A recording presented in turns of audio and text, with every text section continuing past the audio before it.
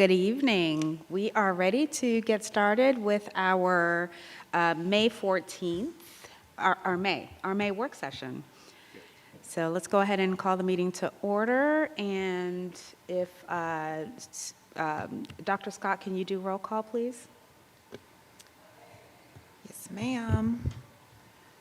Heidi Hensley. Here. Mary P. Bagby. Here. Linda Davis. Here. Dr. Patricia Yeager. Tim Denson. Dr. Mumby Anderson. Here. Dr. Lakeisha Gantz. Nicole Hull. Mark Evans. Here. Okay, we have a quorum. Oh, maybe we should start roll call over. Okay, you got her. You got Dr. Gant. All right, well, we have a quorum and we are ready to move on with our work session. The first item is the board president's report, and I don't have much. We have had a lot of meetings in the last few weeks, so I think we are all prepared for what's going to happen later this evening. The one thing I will ask for you to think about now, and we can talk about it at the board meeting, since I would like for more members to perhaps be present for that, is when we want to have our called meeting. And it should happen around the time of the millage rate hearings. So if you look at the millage rate hearings timelines, kind of have that calendar, your calendar and those dates on the back of your mind. And during the regular board meeting later tonight, we'll talk about when we want to have a called meeting.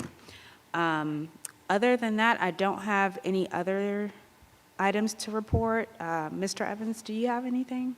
I would like to remind everyone that May 19th is the last day to vote for our folks in 3, 5, and 7.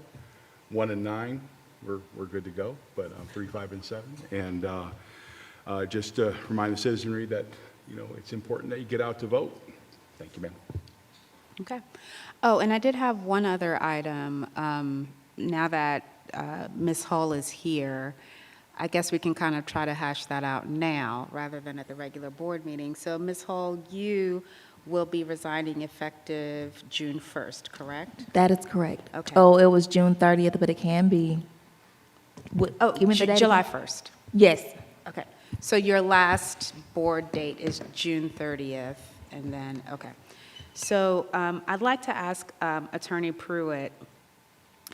Mr. Pruitt, do you know if we need to have Ms. Hull's official resignation letters approved by the governor and all of that before we can publicly announce for candidates, or can all those things happen simultaneously?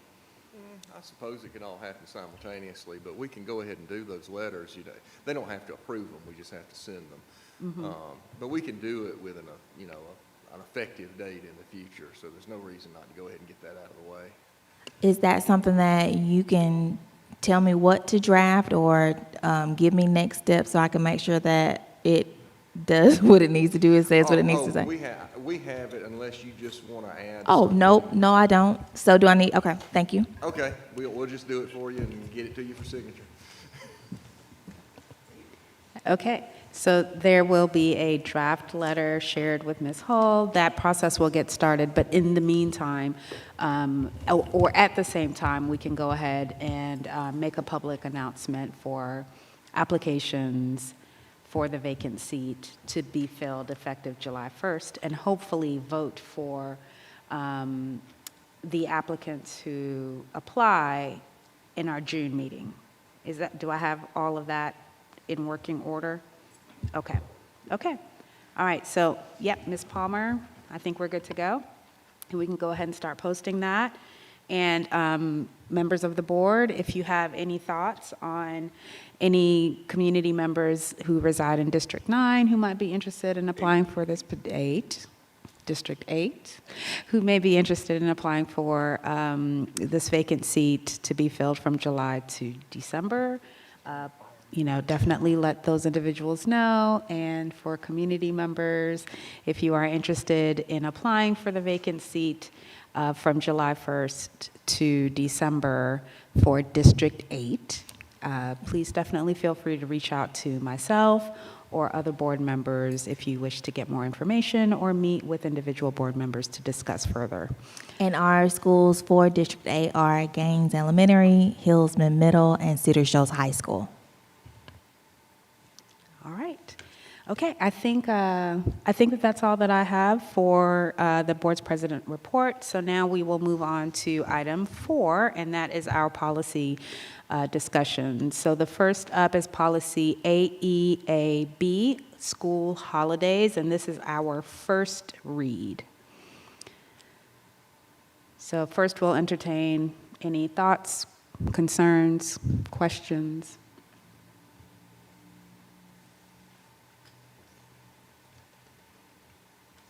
Okay.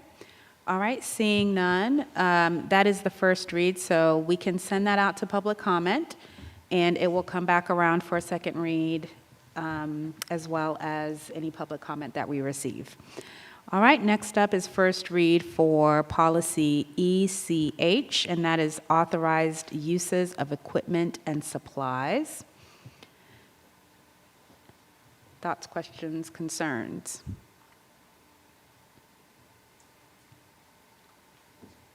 Okay, seeing none, that will go out for public comment, and we will see it come around in June for second read after public comment closes. Next up is first read for policy JCDAG on bullying. Ms. Hensley? So this policy, I think, is a little tricky, and only because if you get into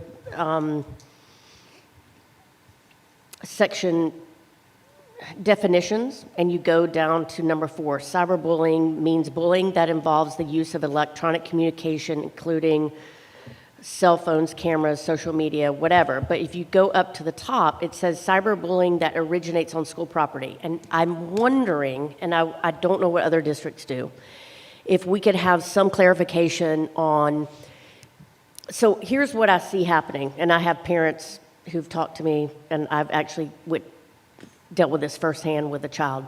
Cyberbullying happens outside of school, but then what has happened on the interwebs outside of school is then brought into school, making a child feel unsafe.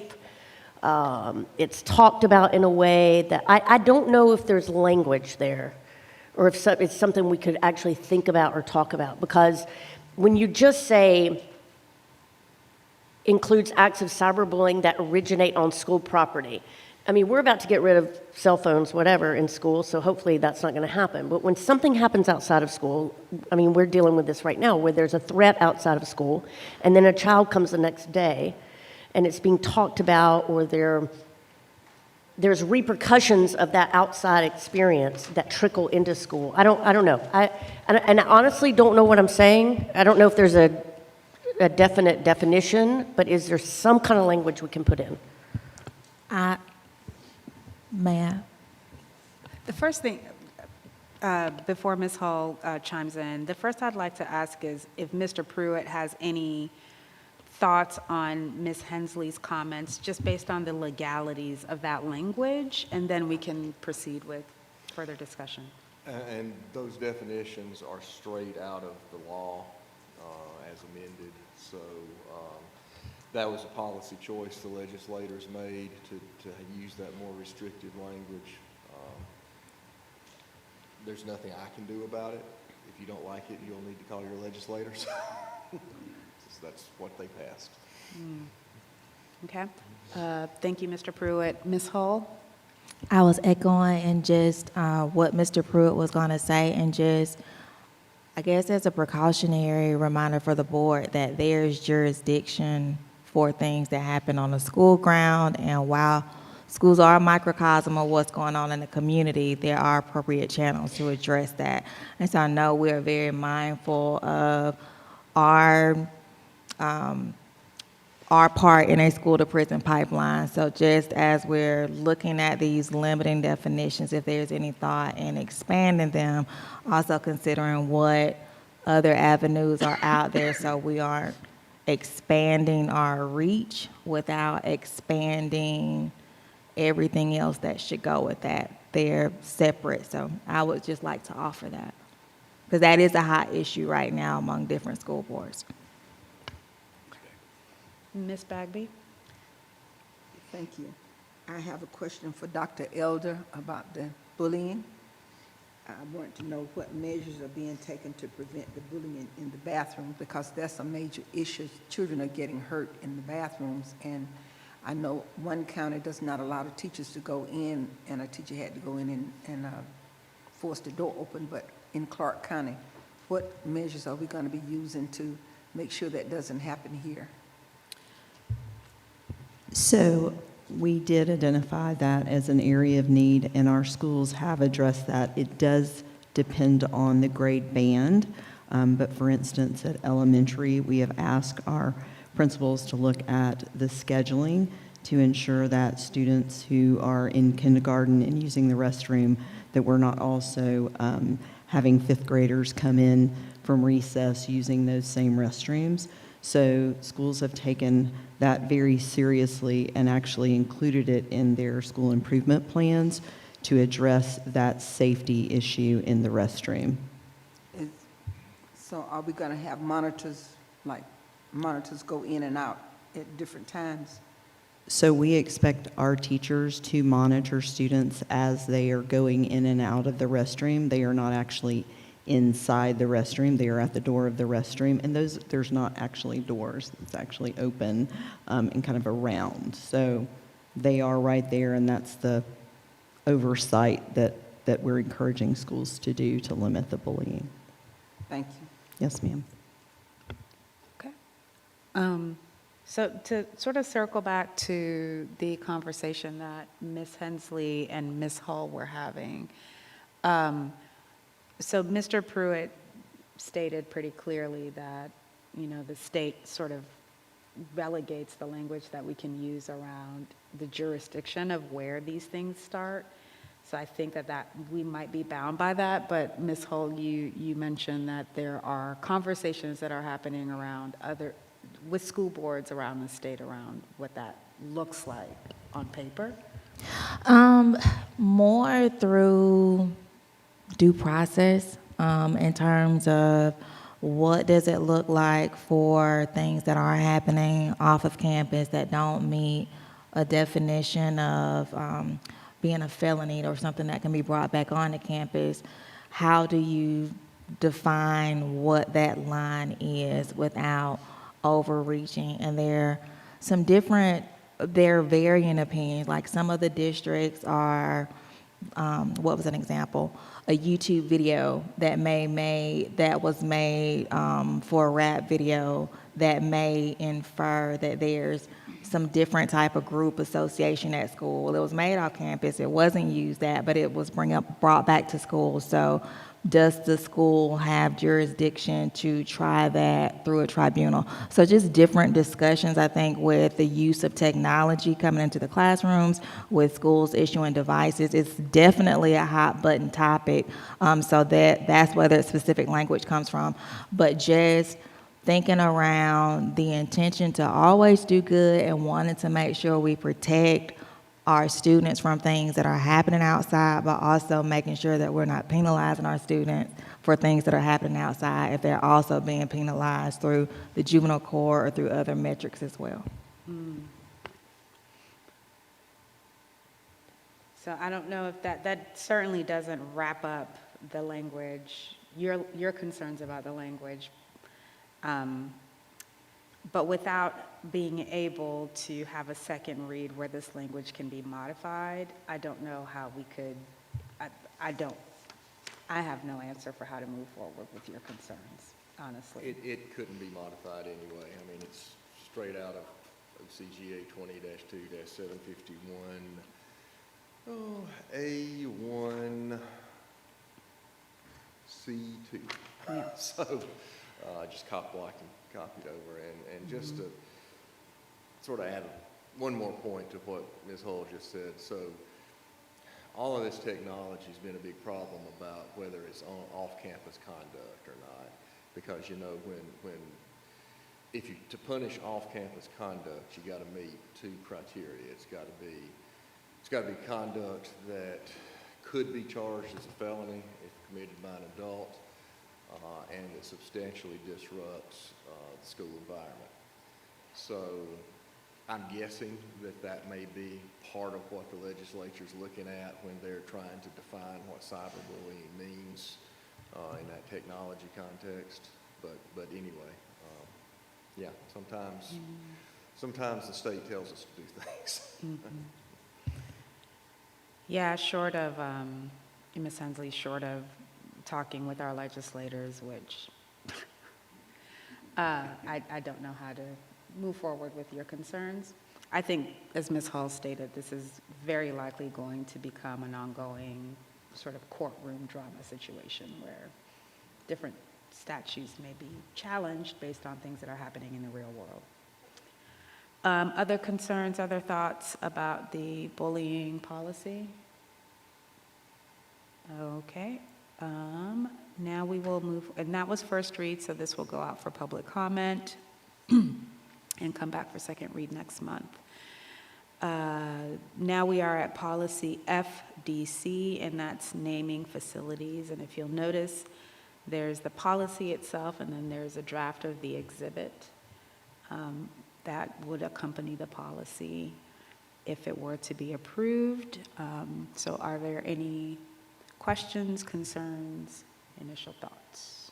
And this has, we've been doing this policy for a minute, and thank you to the ad hoc committee and members of the district for getting together and doing the hard work of putting this policy together. It looks a lot tighter than it was before, and I think the exhibits are helpful for us to see what this process would look like.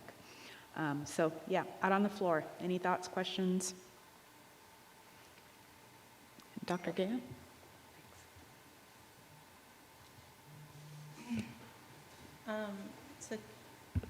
To clarify, I think I saw where this was a third read, right? Yes. Okay. And so the next step, I guess, if it moves forward, would be the board taking action, or would it go back out for public comment since it's changed substantially? Back out for public comment, I would. Okay. It's never gone out for Okay. public comment, so out for the first time. Okay. Thank you. Dr. Scott? Thank you. I just wanted to be sure. I know, like, between the iterations, it's changed significantly. And so I wanted to be sure that it will be pushed out to the public so that we can get feedback. And also just wanted to register the concerns that I've stated all along, that I am opposed to placing, to me, such an important decision. I know ultimately, from reading through this version, it ultimately comes back to the super and then to the board. But that first initial recommendation resting with the LSGT is concerning. I think it is placing power there that should rest with the board. And I also think that based on what we know, that our schools, their LSGTs are in different places with regards to their strength, with regards to their functioning.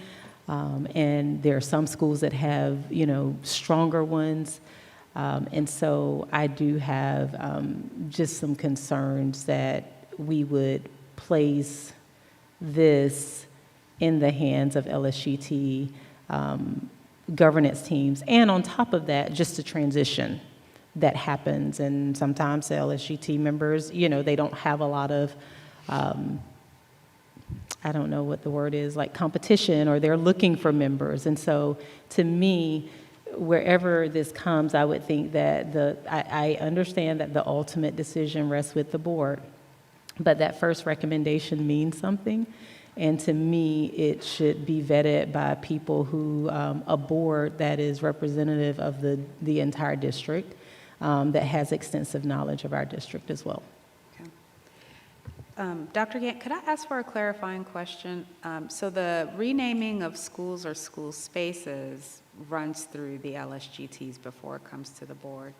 But if I'm reading this correctly, the renaming for district facility or district space does not run through the LSGT. So your concern is for that, through the LSGT for schools? Yes, and I Okay. want to be transparent, and I think this will track with what I've mentioned before. I have concerns that we're changing the policy. I do think it was a bit of a reactive sort of step, and I don't think it really bodes well for us to change a policy after we have named schools after two African-American females who integrated our schools at all.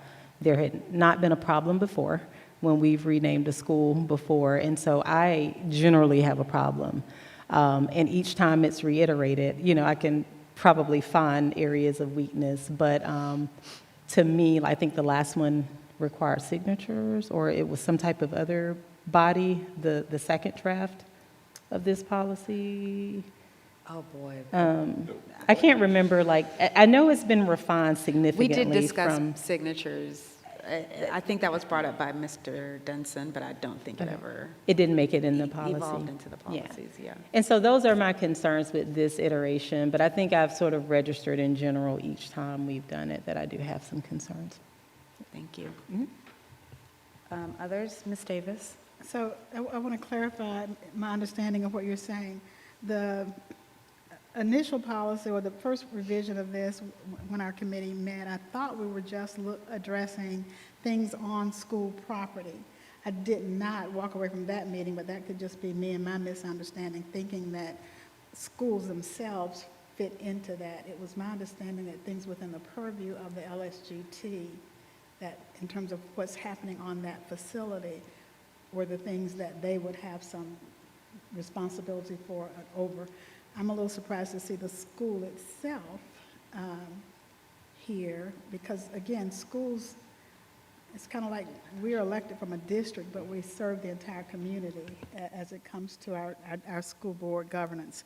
And so I'm not comfortable with the decision coming from the LSGTs to rename a school. I'm very comfortable with them if it's their school and their community doing that investigation, which is why it does come to the district or to the board to make the decision on whether or not a school name is going to change. Did I get that right, or did I still get it confused, Mr. Evans? No, you don't have that right, Ms. Davis. All right, So fix it. here is what is written here, is that the LSGT, right, someone from the community comes to the LSGT and says, we would like to do this. Then the LSGT, let's say they want to rename a school. So they go and they come and they present to the LSGT why they want to rename the school.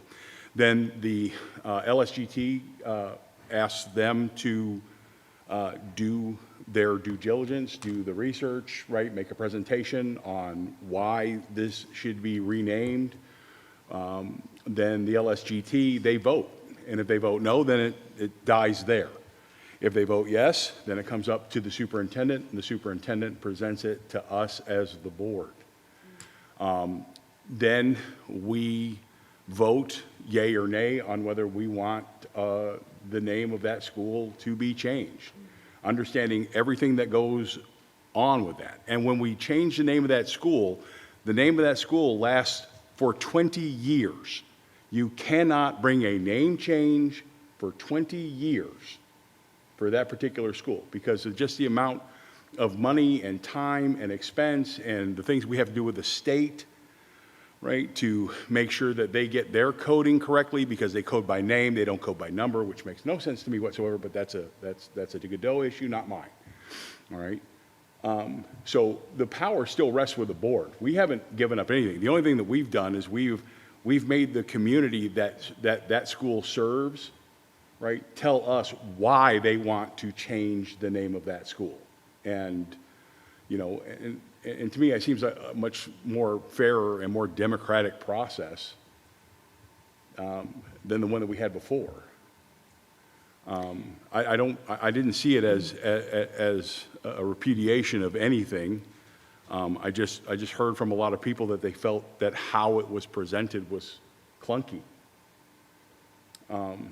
And so, you know, and again, not a dig. I championed those schools. So, you know, I just wanted to make it a more fair and more democratic way of doing this so that people could have all of their voices concerned. And I know there are lots of people who had lots of things to say, you know, that didn't agree with it. But again, we live in a democracy, and if you disagree, even if the disagreement seems foul and unfair, you are still allowed to say those things. And so for me, this was just a way for us to solve a problem by having the people who this would affect the most, you know, put their stamp on it. Thank you. Okay. Anyone who hasn't spoken yet have any thoughts? This is the third read, and it has not gone out for public comment. So if we have any opinions, this is the time to voice them. Ms. Davis? So then I'll stick by what I thought I was hearing, and that was that anything on the school property would fall under the purview of the LSGT because they are charged with innovation, right? Yes. And I don't think changing a school name would be an innovation. And so Okay. therefore, I thought the schools themselves would come to the board. Okay. And so this was a disagreement that you That's- had with the so I just members of the misunderstood ad it. hoc? Oh, Yeah, okay. I I misunderstood see, it. I see. I Okay. thought that that's what we were saying, so again, I Gotcha. misunderstood that. Okay. Now, I would like to say, though, on the addendum, I made a note that there was some item, can't remember what it was. Oh, since this is going out for public comment, I can just add it to our questions doc. Yeah, it was Yes, something ma'am. on the form itself, the facility renaming form, that I wanted to ask us to consider a change of tone. Oh, okay. And it looks like, yeah, okay. Okay. So I'll find my notes from wherever I wrote them, and I'll see if I can't get them into the questions doc. Yes, ma'am. All right, others? Okay. I mean, I'll just very quickly state my stance, because I would not approve this policy as it's currently written, individually, so this is one of 9. Because I agree with Ms. Davis and Dr. Gant, renaming a school building is a very serious and it's a very serious concept, and doing it, starting at the LSGT level, I think could cause some potential inequities across our district, just based on, as other members already mentioned, the disparities in how LSGTs interact with each other and their communities and their school building leaders across the district. So I'm going to parrot Ms. Davis and agree that the renaming process for a school space, I think, reasonably could begin at the LSGT level, but renaming schools, district facilities, and district spaces, I think should begin with the board. It should be a very serious conversation between an individual or group of community members and an individual or group of board members initially. So that's just my thoughts. I'm the last to speak, but if others kind of want to argue with me, we can do that for a second. Why don't we just pull Mr. it? Evans? It seems like the will of the board seems to be that we should just pull this policy. So instead of wasting more time and the board's time, because we have lots of other things that we have to take care of, I suggest respectfully that we just pull FDC, and then when it comes back up for review, when the time comes, then we review it then. That way we're not wasting the staff's time, we're not wasting our time. Because I don't think that it would pass. So, I mean, just sitting here, just taking a little head count and seeing how people are looking. Well, I mean, I would ask for us to, as a board, kind of do a temperature read on what y'all's thoughts are on segregating school space, starting at LSGT level, versus school buildings and district facilities and buildings, starting at the board level. What are y'all's thoughts? Because that's a recommendation that we can take back to the district and say, can you please amend this policy to reflect that preference. Any thoughts?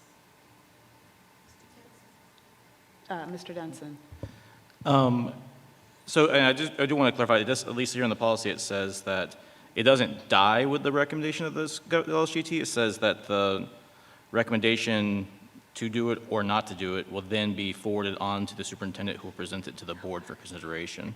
So even if the LSGT gives that thumbs down, it will still come to the board for consideration, just with the input from the LSGT and the input from the public gathering that they're required to host. So.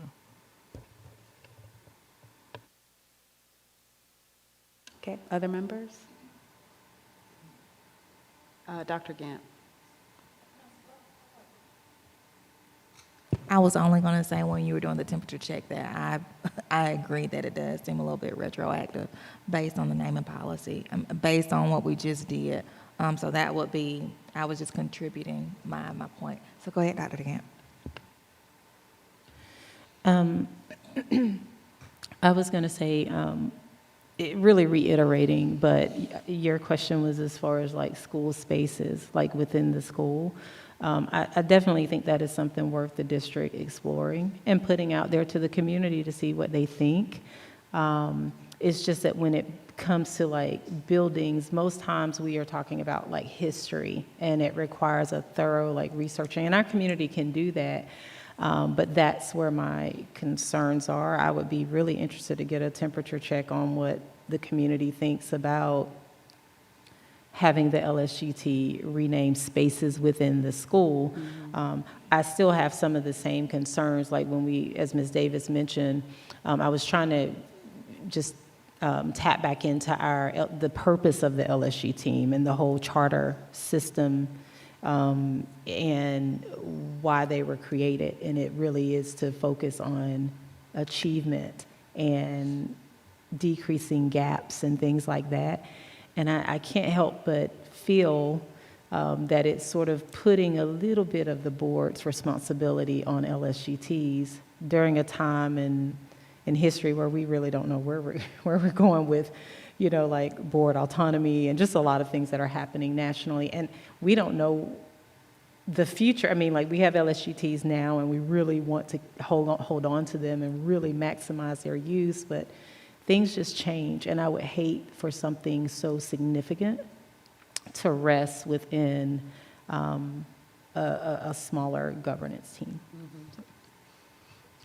All right, so I don't know, I'm kind of failing to I'm failing to read the room, so I don't know how to proceed with this. I think perhaps we may want to go with Mr. Evans' suggestion and pull this. I think I don't know, do you guys think that it might be of value to get community input on the policy as it's written?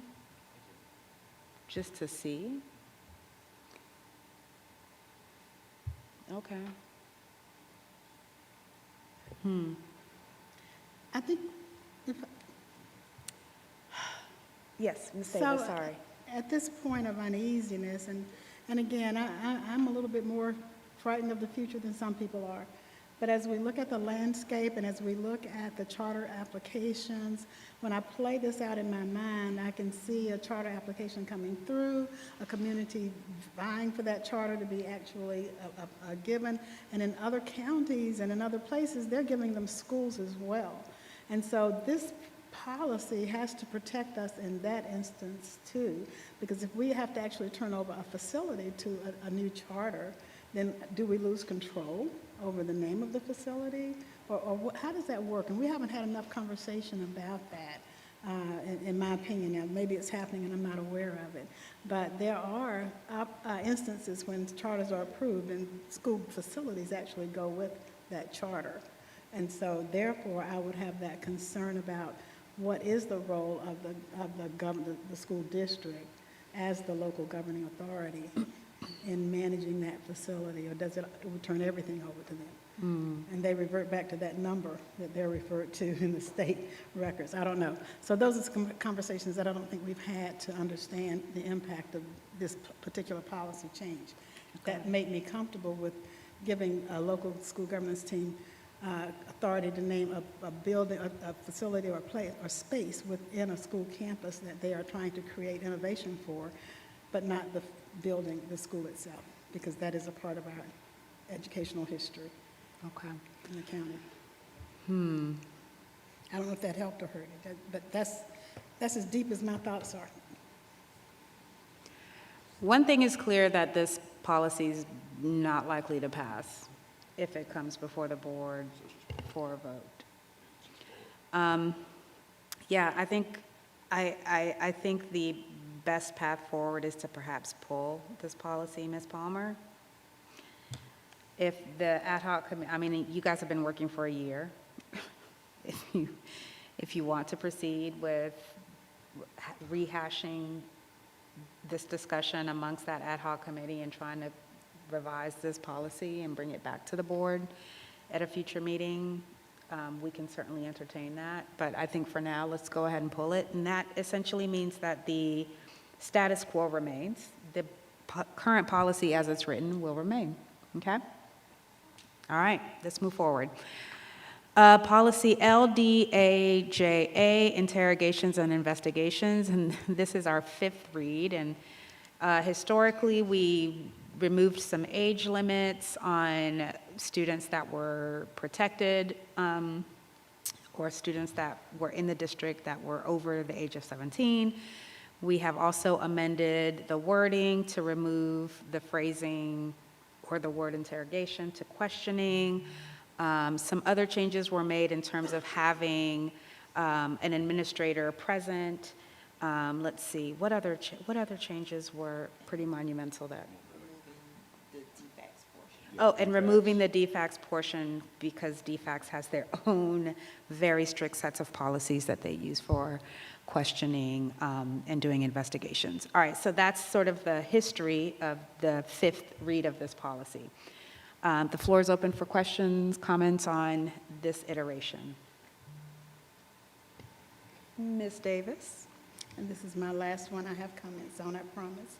This particular policy, No, it's not. when I looked at it in Assembly, I believe it was, I can't remember which other county had this, and I think our attorney sent us this policy as well.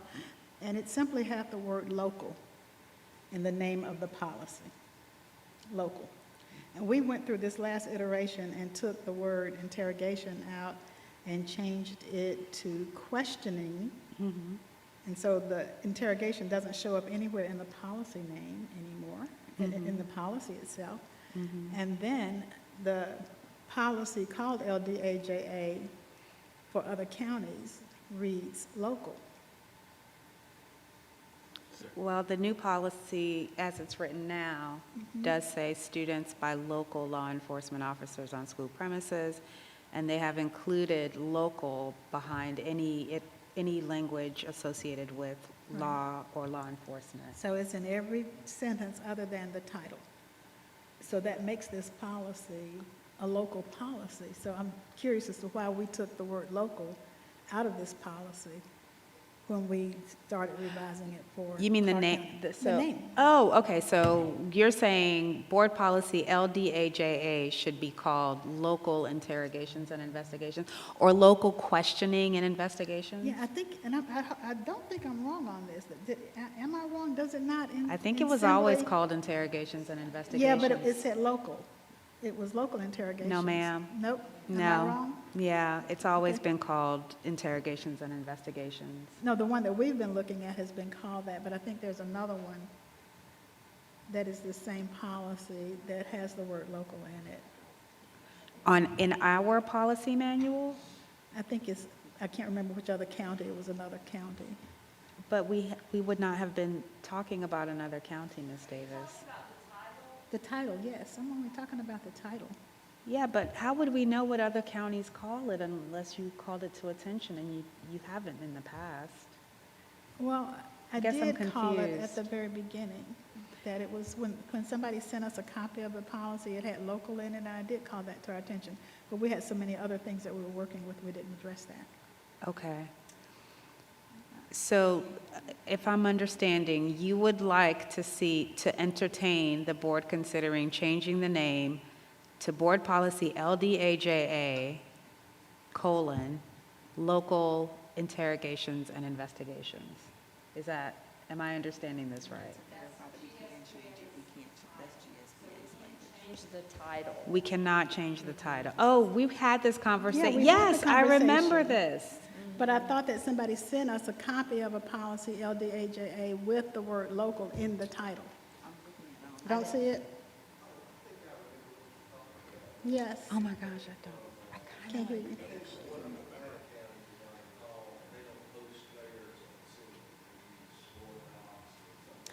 Oh, it was a board docs title, and it had local in the title, if I'm not mistaken. I can go back and look at my emails and see. Okay. But again, what I'm saying is that the title has interrogations in it, and we've removed the word interrogations throughout the policy to say questioning. Right. And so, I'm sorry, I'm having too much trouble with us having to Yes. I think I'm navigate following, those yes. inconsistencies in what the policy says and what the policy title is. Okay, I think I'm following you from November to now. Mr. Yeah. Evans reminded me. Yep. So yes, we did have conversations about the title, and according to Mr. Pruitt and Ms. Palmer, the Assembly policy titles are GSBA's policy titles.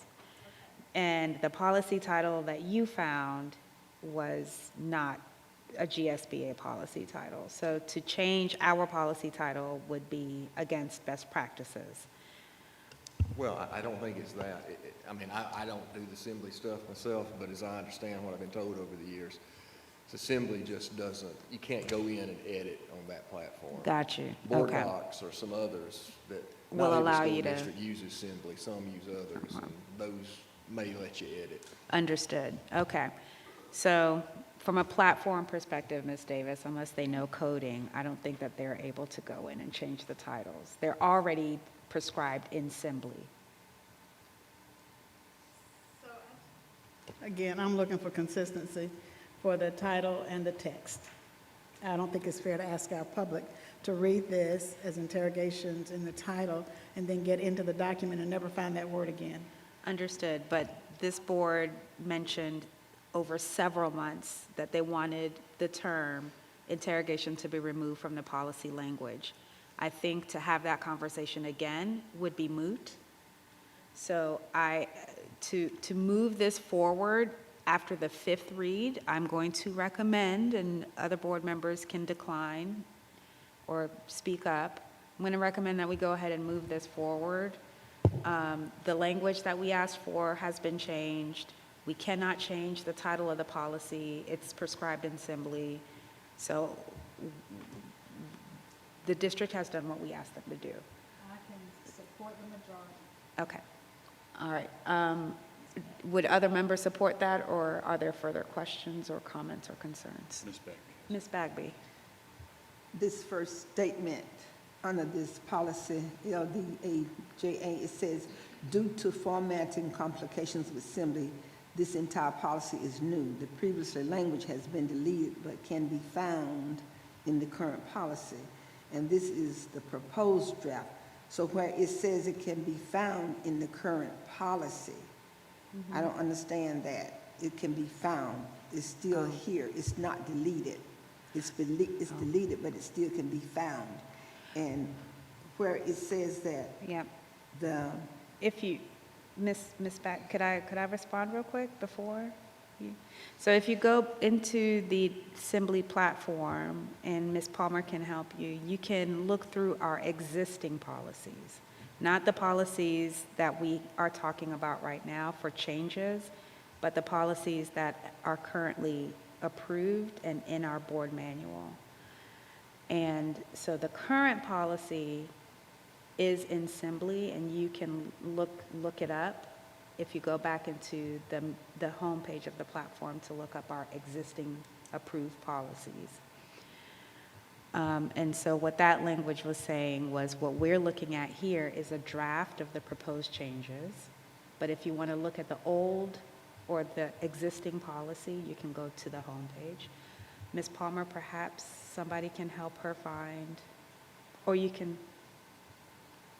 okay, all right. So we'll make a physical copy of the existing policy. Is that okay, Ms. Bagby? Because one of the last policy that we talked about, it had the word discretion. And I wanted that, I don't want them to have discretion, I want the rules, but I couldn't find it on here. But I did see where they. Oh, that's put on the code of red. conduct. The word discretion that we talked about at our last meeting, that was from the student code of conduct. So is it going to be a rule across the board? Well, the student code of conduct is going to be discussed down in item 7. We're not there yet. Okay. We're still in item 4. Okay, is that okay? Okay, and then in the meantime, Ms. Palmer can have a printout of the existing interrogations and investigations policy for you. All right, so no other, Mr. Denson? Just clarifying, so this is just going out for a read, correctly? Correct, okay.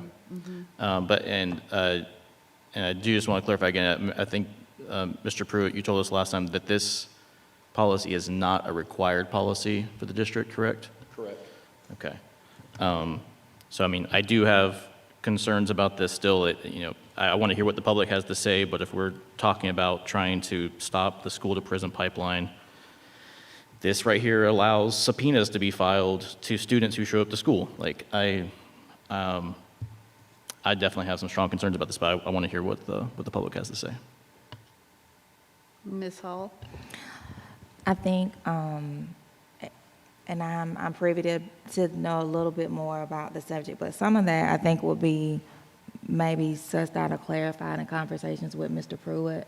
The issue of serving subpoenas, just for students to have due process in tribunals, they're able to serve subpoenas on different students and staff. So it can be a little bit tricky, but I think maybe having some of those questions with Mr. Pruitt would answer some of those concerns, because I definitely support not being a part of the prison pipeline, but I think it can get a little bit tricky when we're talking about some different hearings and the level of hearings we have in the district. Okay. So that is our 5th read. We are going to send that policy out for public comment. We will revisit it in June to discuss if we want to have a vote. All right, thank you. And now we are at future policies for review from the board.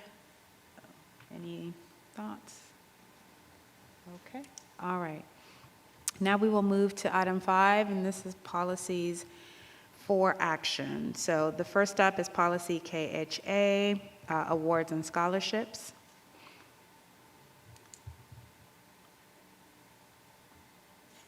Yes, Ms. Davis. You said you had no more thoughts. This is the last one for real.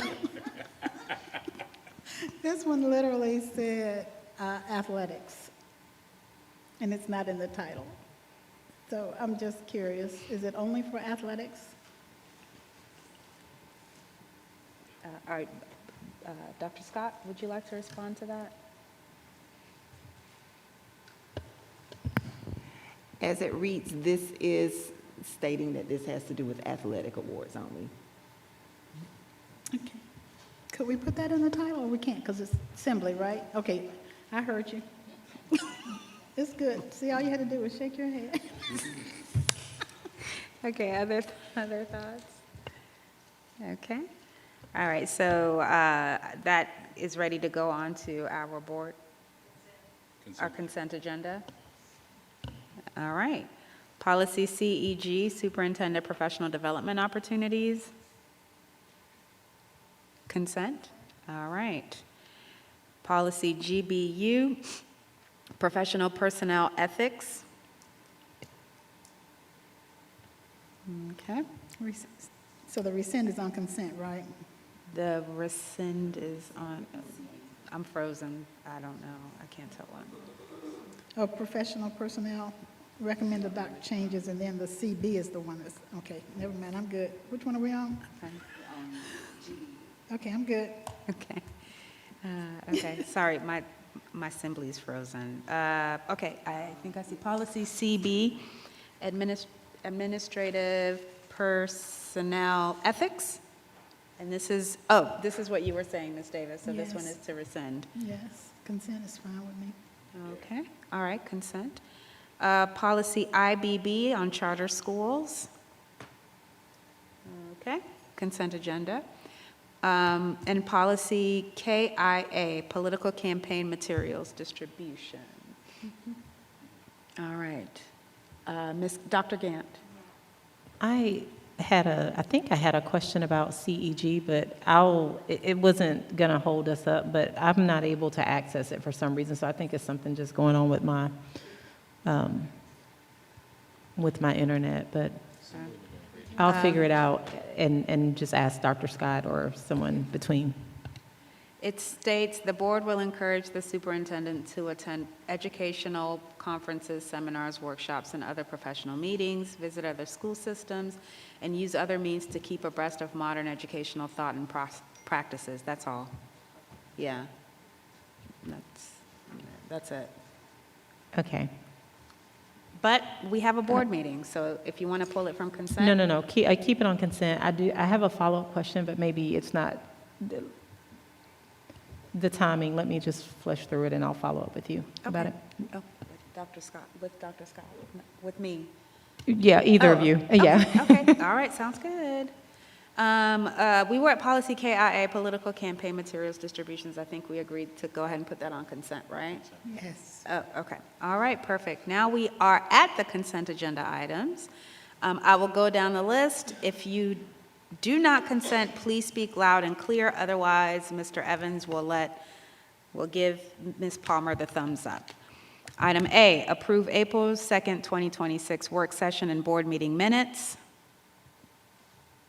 All right, item B, field trips. Okay, item C, re-roofing project, H.T. Edwards campus, 4 buildings. Okay, re-roofing project, J.L. Burks. Re-roofing project, Timothy Jim. H.B. Stroud 400 wing roof replacement. Oh, Ms. Davis has a question. Ms. Davis? It was going too smoothly. You're like, I don't like this. Uh-huh. All right, so that's on consent. All right, 2026-27 Head Start Early Head Start Continuation Grant Application Review and Approval for Intent to Apply. Ms. Davis. Can you turn on your mic, please? Is there an increase in this grant, or is it the same? It's the same. We are not increasing. We're not increasing? No. Not enrollment or any of that? No. Okay. Not at this time. Thank you. Okay, other questions? Okay. Mr. Evans, you gave the thumbs up. Okay, now we're at H, okay.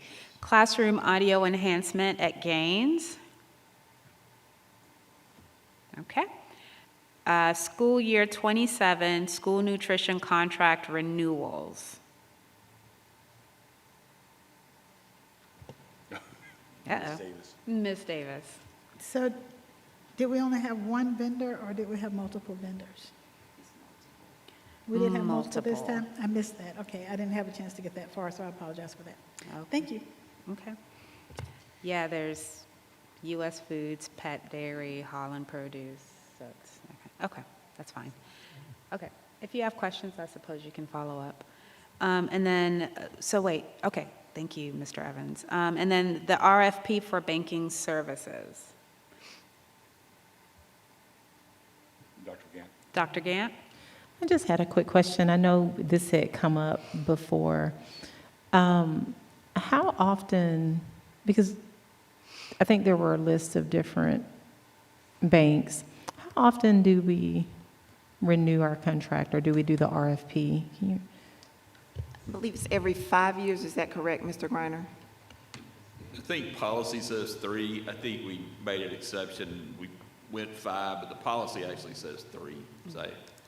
So we Okay. did 2 one-year renewals with Synovus. I think the way Ms. Jackson's got this written up, it says a 1 year and then we can do 4 renewals, but really by policy, we need to look at it again after 3 years. Okay. All right. Thank you. And I failed to log in, so if you're not seeing any documents at all under that particular item, you got to log in. Yes, on that one, you have to log in. Yeah. There's and I can let Mr. Pruitt if he wants to. First American had some confidential information in there, so we had it locked until you log in, until after the board meeting, correct, Mike? Yeah, that's right, yeah. Plus, it's a pending bid, so it's not public until you've awarded it. Okay. All right, so yeah, if anybody did not see any of the behind the firewall documents, you can certainly review them between now and the business meeting, and if you have questions, we can talk. All right, so, wow, everything stays on the consent agenda. That's the first time that's happened this entire school year, y'all. That's really exciting. Ms. Davis, don't say anything. All right, item 7, the 2627 CCSD Code of Student Conduct. And now, Ms. Bagby, this is where I think you had the questions about the language, the wording discretion. So would you like to start the conversation? Could you turn your mic on, please? Ms. Bagby, your mic. The principal has the discretion to determine the punishment, and I said I want that word out of I want them to not have the discretion to determine the punishment. Mm-hmm. And I can't find it on here, that particular. Dr. Scott, would you like to address? So it has been removed from the policy, the word discretion around that. I think it was identified 6 places where it was, and it has been removed from the actual code of conduct. Other, Ms. Hull? Of course. So just some clarifying questions for me. I was really excited to see the base, but in looking at the definition for alcohol on page 13 to see kind of where it will fall, if I could just unpack or have some clarity around the difference between the level 1 of severity and the level 3 of severity, because it seems like anytime a minor or student's gonna have alcohol, it could be at the discretion to jump to level 3, because that in and of itself is a violation of the law. And so can we unpack it? It's just, if you have it and not know it, that's the only way you're getting a level 1, or if you have it and not know it, can you still get a level 1 or jump to a level 3 because you possess it as a minor? Within the code of conduct, the level 1 would be to unintentionally possess. And so if you have it and you don't know it, then that's when they would consider level 1 punishment related to possession of alcohol by a minor. The actual violation of the law in the consumption of the alcohol as well, then that's when it's getting into level 2 and level 3 in consideration of how they might respond. I guess my concern is with the level 3 definition, that possession piece is still in there. And if it jumps directly to a level 3, they don't get the base intervention. It goes straight to a tribunal hearing. And with that ability for it to be either or that I could see it, us not being, our students not having that intervention with fidelity in every situation, because it could be codified as a level, or consider a level 1 or a level 3. So I guess that's my concern. I see what you're saying. And so them being able to have access to the base modules no matter what level of violation? Okay. Yes, for the first time, because the way that I was reading it with the base models, it would be for a first offender, but depending on the severity levels, a first offender could still skip the base models and go straight to tribunal. So that was a concern for the base models. And then I guess kind of on the tail end of that, with the ability for the referral to be made, I was wondering is there any automaticity? So if there's the chance to know that this student is a first-time offender for one of these violations, is there a way that they automatically get put into the progressive discipline model so they start with the base instead of having to wait for a counselor to make a referral or for the administrator to make a referral, because that still gives a lot of wiggle room for it to be treated differently in different places. So I'm actually going to ask Mr. Cobb, what is the process for students to be assigned to the base modules?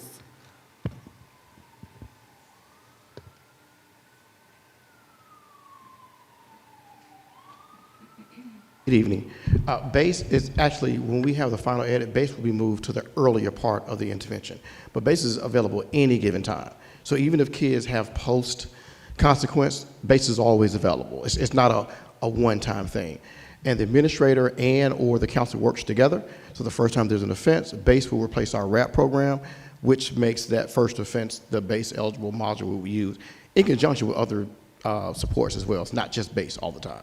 But base can be used any given time on the continuum, first time offense, second time, or even multiple times things occur. So it's not just a one-time thing, if I understand your question correctly. A little bit, but I'm more concerned about the severity as well. So Okay. a first-time offender severity level 3 would still be allowed to participate in the base model program as a intervention instead of being course. directed to the tribunal. Of course. As a matter of fact, if they decide not to go to a hearing, or even at the hearing, let's say they get an additional day or whatever case it may be, the base module is still always available for the student. So they can say, you know what, I'm not going to a hearing, I'm going to give a kid a couple of days of, because the hearing is always an option. So they may go 5 days or whatever days may do an ISS, and they can then assign the base module to the student, of course, again, with other supports in place as well. So the hearing is always an option. It's not always the go-to. And base at any given time is available to that student, even as a part of the consequences. So I think I'm asking, that was helpful, because as I hear you explaining it to me, regardless of the severity, the first-time offender can still go to base. I'm just trying to make sure it's not an option. If we're using that intervention as a designation for our first-time violations, if they get to a hearing, that's already with them being out of school 10 days, long-term suspension, expulsion, alternative school is on the table. So before we even get there, I'm trying to suss out whether the intervention is used as an automatic step 1, and then... I understand, yeah. It is. If you look at the, well, it's not pulled up. We're going to move the base module to one of the early interventions on the matrix.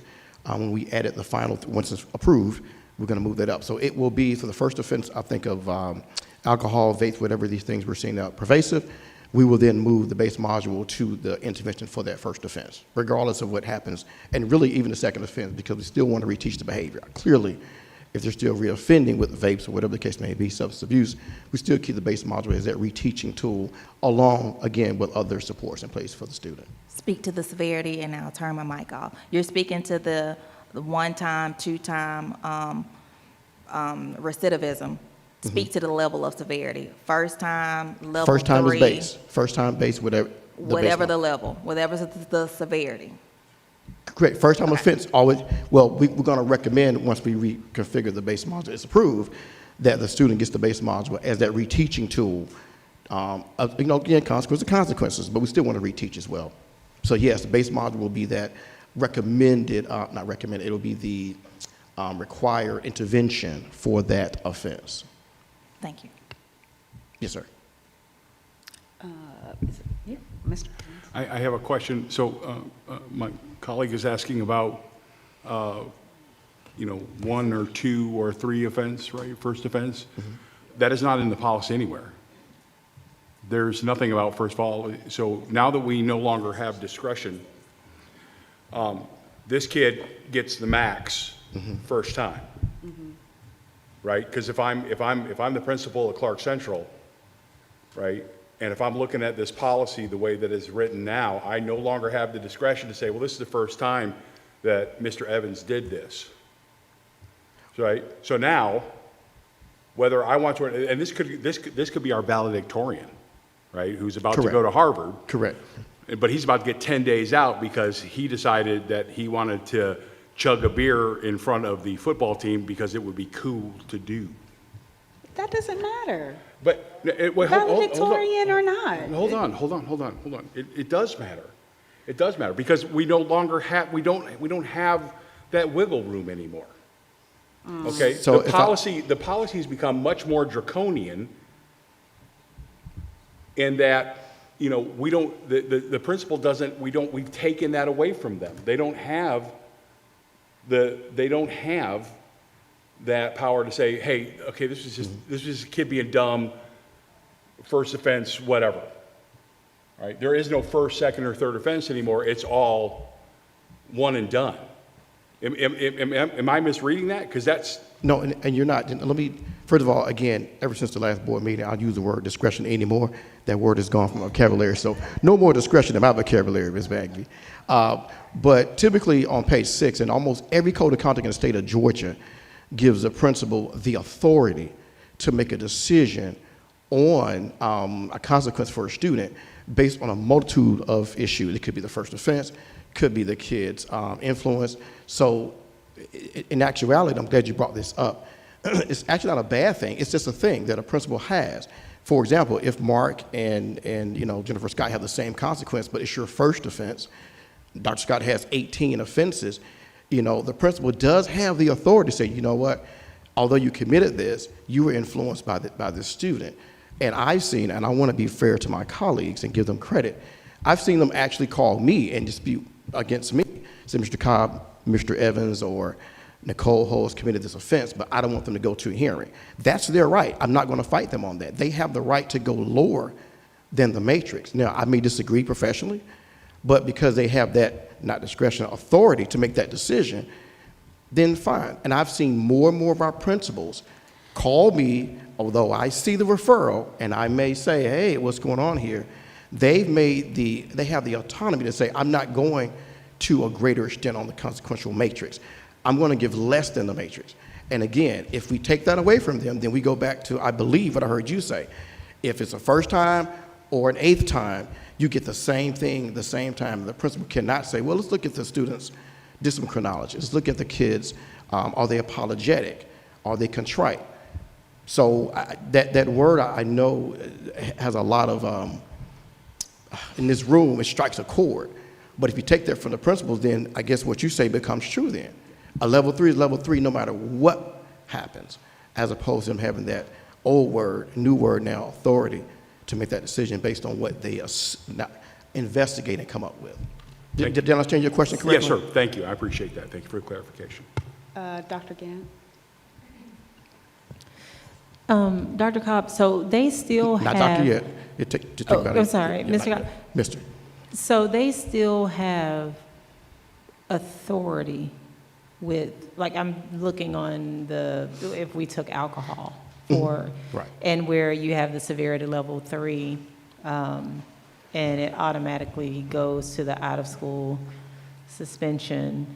Am I reading that right? Yeah. But what I hear you saying is that principals still have the authority to determine, like, this child has, whatever, they've been working on check-in, check-out, and they've been Correct. doing therapy, Correct. and they've done this, and so they have the authority. I think just a couple of things to put on our radar as a board. I think this is another reason that it's important to have a philosophy of, like, behavior and discipline and, like, where we're going.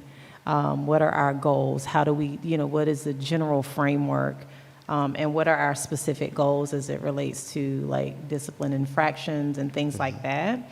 And how all of these different things, can work together. Correct. Because, on the one hand, discretion is discretion can be pretty dangerous, especially if that discretion is not guided by philosophy, a standard philosophy that is supported by professional development and a full understanding of what all the interventions are. And then on the other hand, if it gets too rigid and there is none, Correct. then what happens is that you create almost like a zero tolerance type. You can create a zero tolerance Exactly. situation. And so it really is like this delicate balance that even with the authority, we've moved discretion, but even with the authority, it is important just to have some general philosophy with regards to where we're going with discipline and what are our goals and how do we, incorporate, be it PBIS at a very basic tier, but then as we get up to these severity levels, assuming that we're probably getting up the tiers and something else, Correct. Understanding just where we're going, so. And I know we have a more comprehensive report coming in June, so we can give you definitely more about our intervention-based approach. You talk about philosophy, it'll be intervention-based and support. Consequences, but we do have a heavy support intervention-based philosophy, to your word, going forward. And again, I commend my colleagues for absorbing a lot of infractions, trying to do more of that supportive work in their schools, whether I agree or not, but they have that authority to call even Mr. Cobb, who, by the way, is the gatekeeper to some extent, and they can call me and say, Mr. Cobb, I'm not sending this kid to here, I'm not doing this, and that's their right to do that, and I protect their right, and I commend them this year for doing a lot more of that, and I stand by them in that regard. But if I remove that, don't use that D word, authority from them, then now I feel like we go to, and I don't like the word zero tolerance. So I think we need to have that careful balance of, supporting our kids, even when they have consequences with interventions and support. Dr. Scott? So in consideration of this conversation, I think that it's important that we identify that base module is available and is something that's applied at its severity level 3. I see on most of them it is marked, but on the alcohol and the electronic smoking devices, it is not. And so I think the modification of the code of conduct to mark that as well for severity level 3 would be appropriate. And BASE is available for any consequence, not just those. It just replaces our substance abuse module in our code, but any fighting, BASE module has almost 100 plus modules for various things, because we want to reteach, I know Dr. Gant, you appreciate this, reteach the behavior and give them something, a curriculum that we can work from, a unified curriculum. Thank you, Dr. Scott. And yes, I definitely echo your recommendations, and I think that that's based on everybody's comments. Yes, Ms. Bagby. I would have Attorney Pruitt to listen very carefully to me because I need an answer from him, whether it would be a yes or a no. And when I come to these meetings, there's always something in front of my desk that's not at anyone else's. And I said, I guess when I saw this pencil tonight, I said, well, what does that mean? It's a lead pencil and you can't erase, so maybe y'all erase the word discretion. And I get little codes up here. But I wanted to ask you, and I'm going to say about the word discretion also. My concern is Black Negro children that look like me are disproportionately punished on that very word discretion. And I have an example, but I won't name the school, where the white student was allowed to be exonerated from a level 3 because he brought a knife to school to hurt a Black child.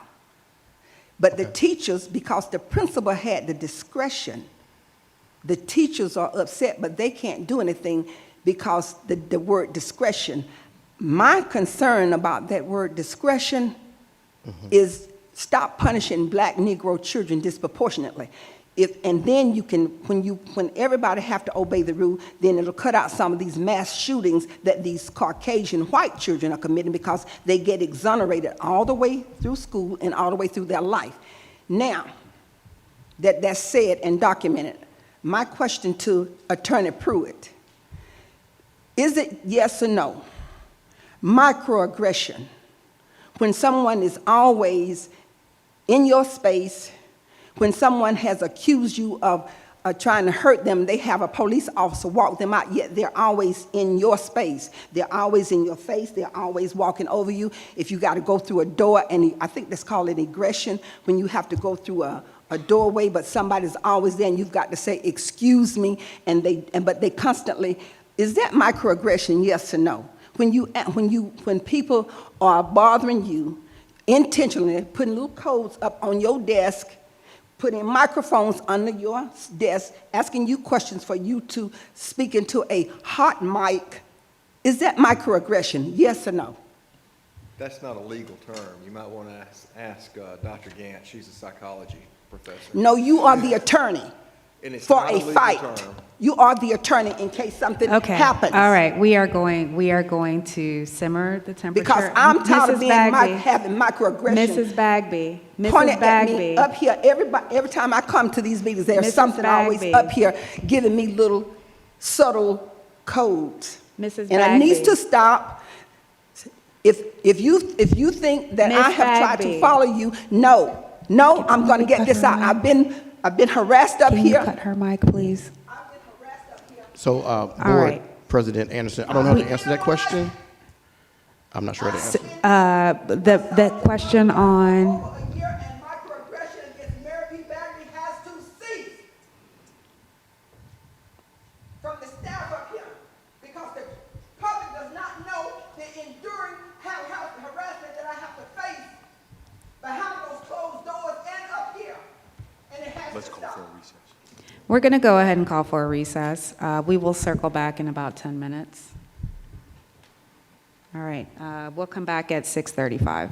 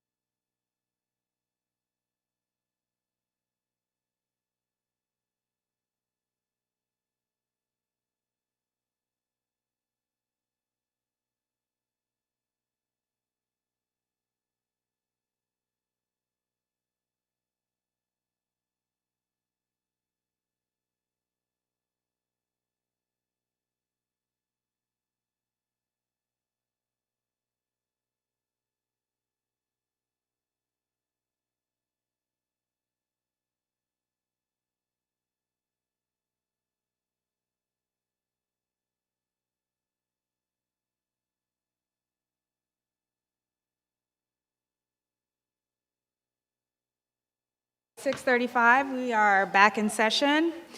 What we're going to do is go ahead and move items 7, 8, 9, 10, and 11 to our regular board meeting.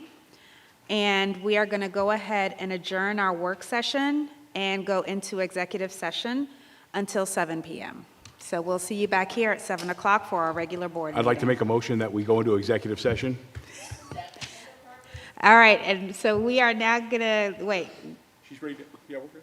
oh, after the vote. Okay, okay, so a motion has been made to go into executive session to discuss Personnel. to discuss personnel. All right, let's make a vote. All in favor of going into executive session? All right? All right, that motion passes. We will see you back here at 7 o'clock. Thank you.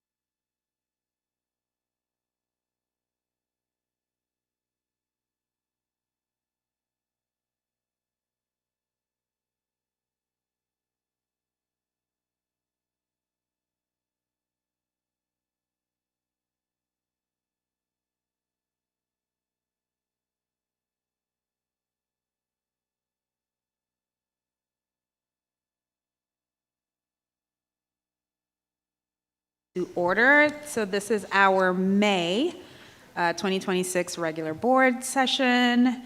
And if we can go ahead and get started with roll call. Superintendent, Dr. Scott? Heidi Hensley, Mary P. Bagby, Linda Davis. Here. Dr. Patricia Yeager, Tim Denson, Here. Dr. Mumby Anderson, Here. Dr. Lakeisha Gant, Here. Nicole Hull, Here. Mark Evans. Here. All right, looks like we have a quorum and we can proceed with the agenda as presented. We will move to item 3, our silent meditation and pledge of allegiance. We'll begin with the silent meditation, and for the pledge of allegiance, the flag is at the top of the stage to your left.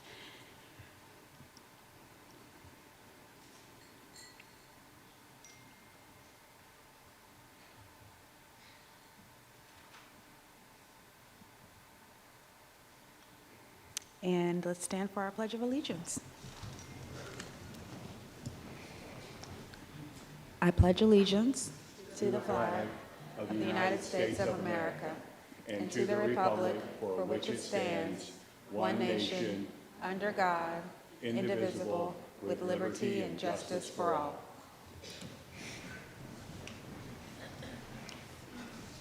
All right, and now we are ready for Dr. Moore for our awards and recognitions. Thank you, Dr. Anderson, Dr. Scott. Good evening, board members. We have, as you can see, a lot of recognitions this evening because it is the end of the year and we have a lot to celebrate. So in the interest of time, we're going to move a little more quickly than usual. We're pleased to be joined by so many outstanding students and staff members, many of whom have had or will have their achievements highlighted on our social media and in the newsletter. So to learn more about each and every one of these, please go to Ad Clark Co. Schools. First tonight, we are pleased to be joined by the administration and instructional leadership from 2 of our schools, Barnett Shoals Elementary and Cleveland Road Elementary, which were named 2025 Title I Reward Schools by the Georgia Department of Education. I'll ask those schools and everybody here to represent them to come on up to the stage for some pictures while I tell you what that means.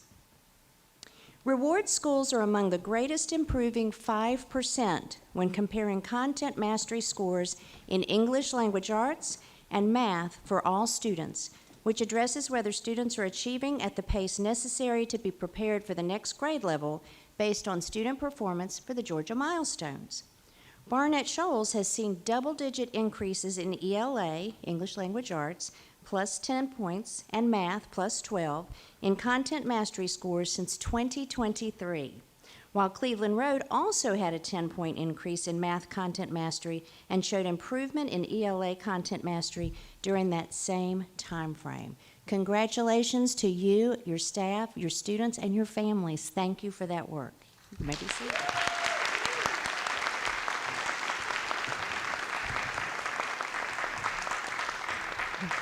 Pretty good news, huh?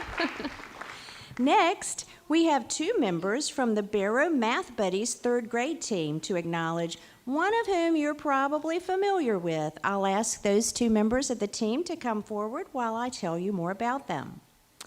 The Barrow team, under the direction of teacher Sarah Clark, competes twice a year in the nationwide Noetic Math problem-solving competition, which includes more than 44,000 students from across and outside of the United States.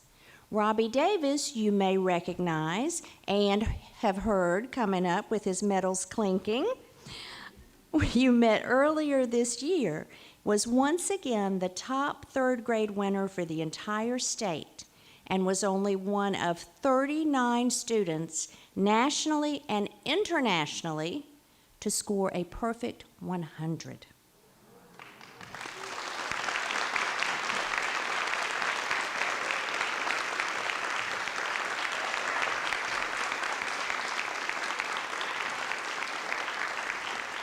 He and his colleague, Baker McOwen, who is also here sporting a medal for his achievements, were also named to the National Honor Roll. Thank you, gentlemen. You are doing great work. Be seated. Be seated. And we know we're going to hear more from these guys over the years, don't we? Next, we have our 2026 Young Georgia Authors grade level winners from CCSD. These thriving students are helping lead the way as we strengthen our culture of literacy across CCSD and throughout Athens-Clarke County. As you hear your name, if you are here, please come up to the stage. In kindergarten, from J.J. Harris Elementary School, we have Boston Simpson.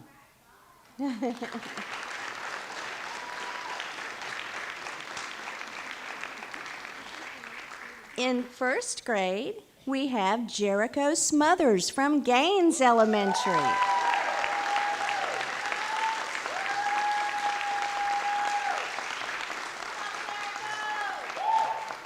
In second grade, we have Adeline Sheridan from Oglethorpe Elementary.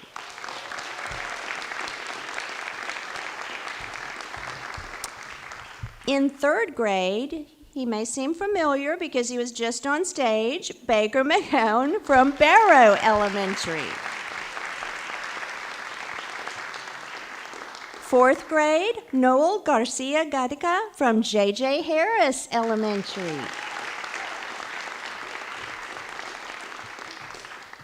In fifth grade, Maya Luciana Arenales Grajida from Berks Elementary. In ninth grade, Singer Brinson, Clark Central High School.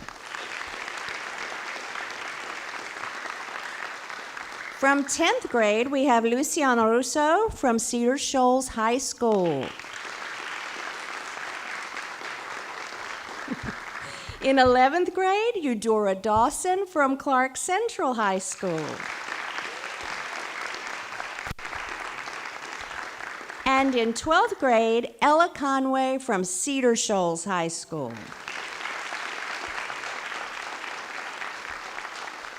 Congratulations to our young authors. You may be seated.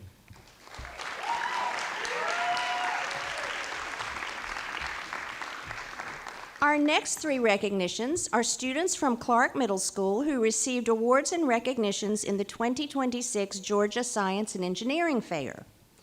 Alex Call, come on up.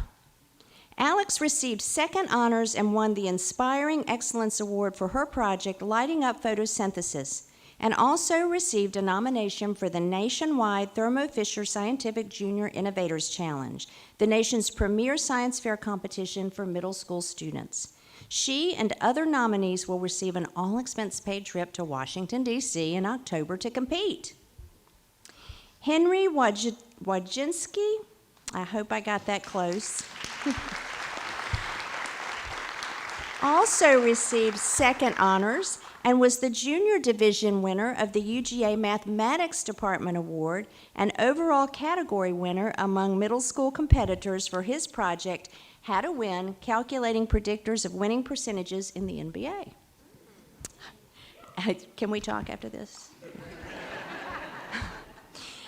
Emma Arenelas, if you are here, please join us on the stage. She received third honors for her project, Fantastic Bioplastic. Let's congratulate these scientists.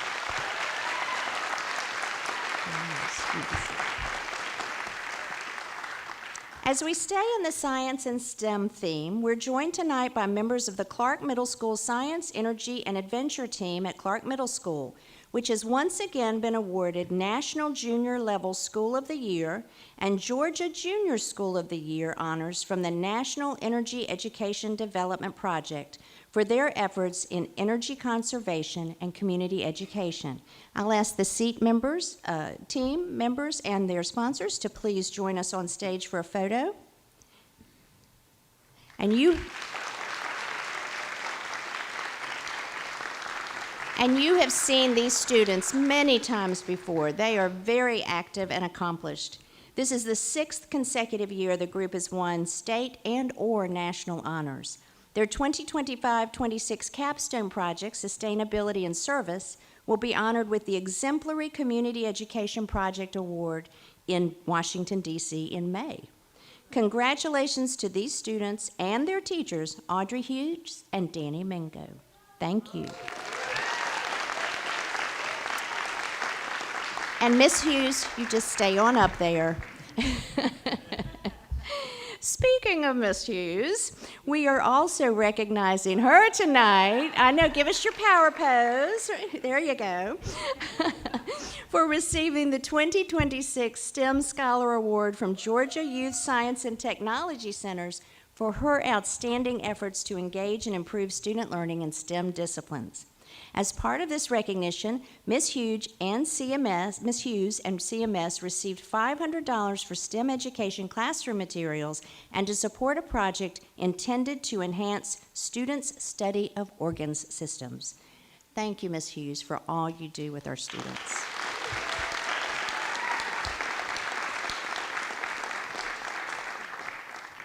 Now we're going to move on to the area of social studies. We have students who medaled in the recent statewide National History Contest, including 7 who have qualified to represent CCSD and the state of Georgia. That's a pretty big deal. 7 CCSD students will be representing the students and our state this summer in the U.S. National History Day contest at the University of Maryland.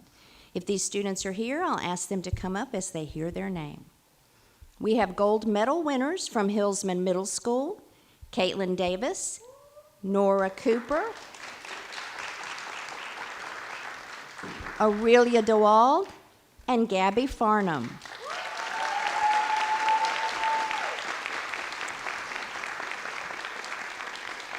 And they won for their play on the Triangle Shirtwaist Fire of 1911. Also winning gold were Clark Middle students Leah Balde and Brielle Martin for their exhibit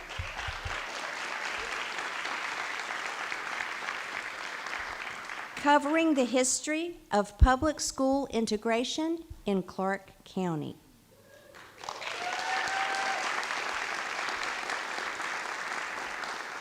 Winning silver and also qualifying for nationals was Ari Harper of Hillsman for her documentary on the history of black hair care and tools.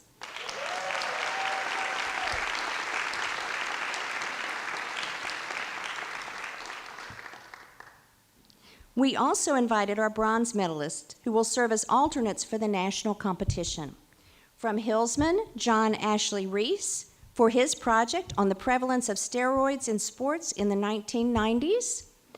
And from BHL, the team of Layla Taylor, Kareem Lumpkin, Nivea Hood, and Mary Jane Okoli for their exhibit on the 1916 Easter Rising in Ireland.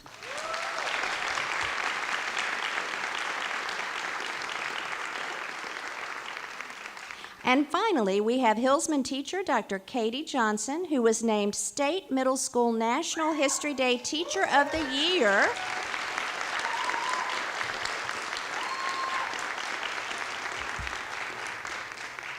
And I'll add, is also a nominee for the National Award. Congratulations and good luck.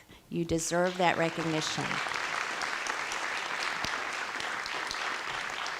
Congratulations to these students and all of the teachers who supported them and encouraged them along the way. Thank you, students. You may be seated. Next, our state FFA winners. Do you see a theme here?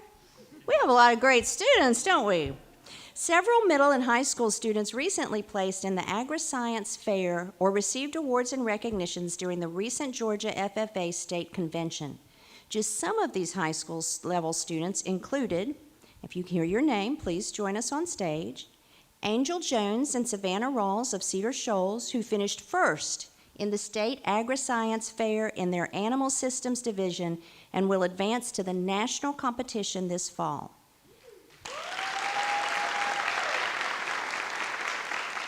Additionally, 13 more Cedar students placed in the top 4 of their category or division. For Clark Central, Katie Hanger was named the state winner in equine science proficiency. Caden Jones was named the state runner-up in the Agricultural Education Leadership Development event, and the Gladiators Nursery Landscape Career Development event team finished 3rd in the state.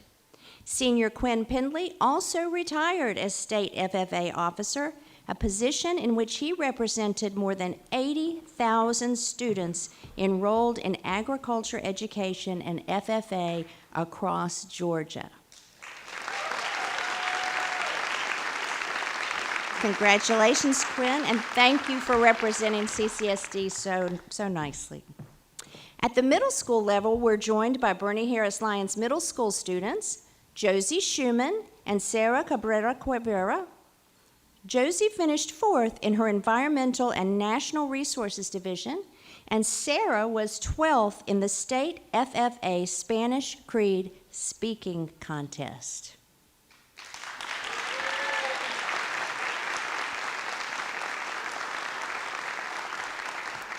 You may be seated. If you are a student whose name we did not call from FFA, please come on up to the stage along with our exceptional agricultural education teachers who inspired these students every single day in so many ways.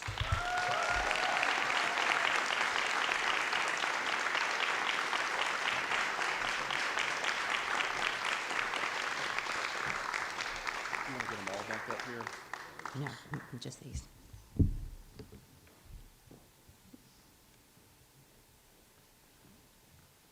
All right, look this way. Very nice smiles. You all are used to winning, aren't you? Congratulations. Well, thank you. Now we'll move from ag to media. I would now like to invite lead staffers from Clark Central High School's Odyssey Media Group and Iliad Literary Art Magazine, Peter Ashley and Leah D'Angelo, to make their way to the stage to represent these groups for receiving the Pacemaker Award from the National Scholastic Press Association. Clark Central pulled off the Pacemaker trifecta this year as the Odyssey website, print news magazine, and Iliad all won this award, considered the most prestigious staff award in high school journalism. Wait, not done, Peter. Stay right there. Additionally, Peter was named Georgia Champion Journalist by the Georgia Scholastic Press Association.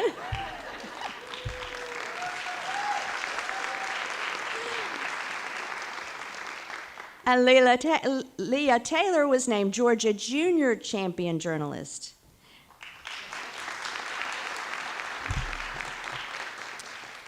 And Leah was named Georgia Junior Champion Journalist runner-up.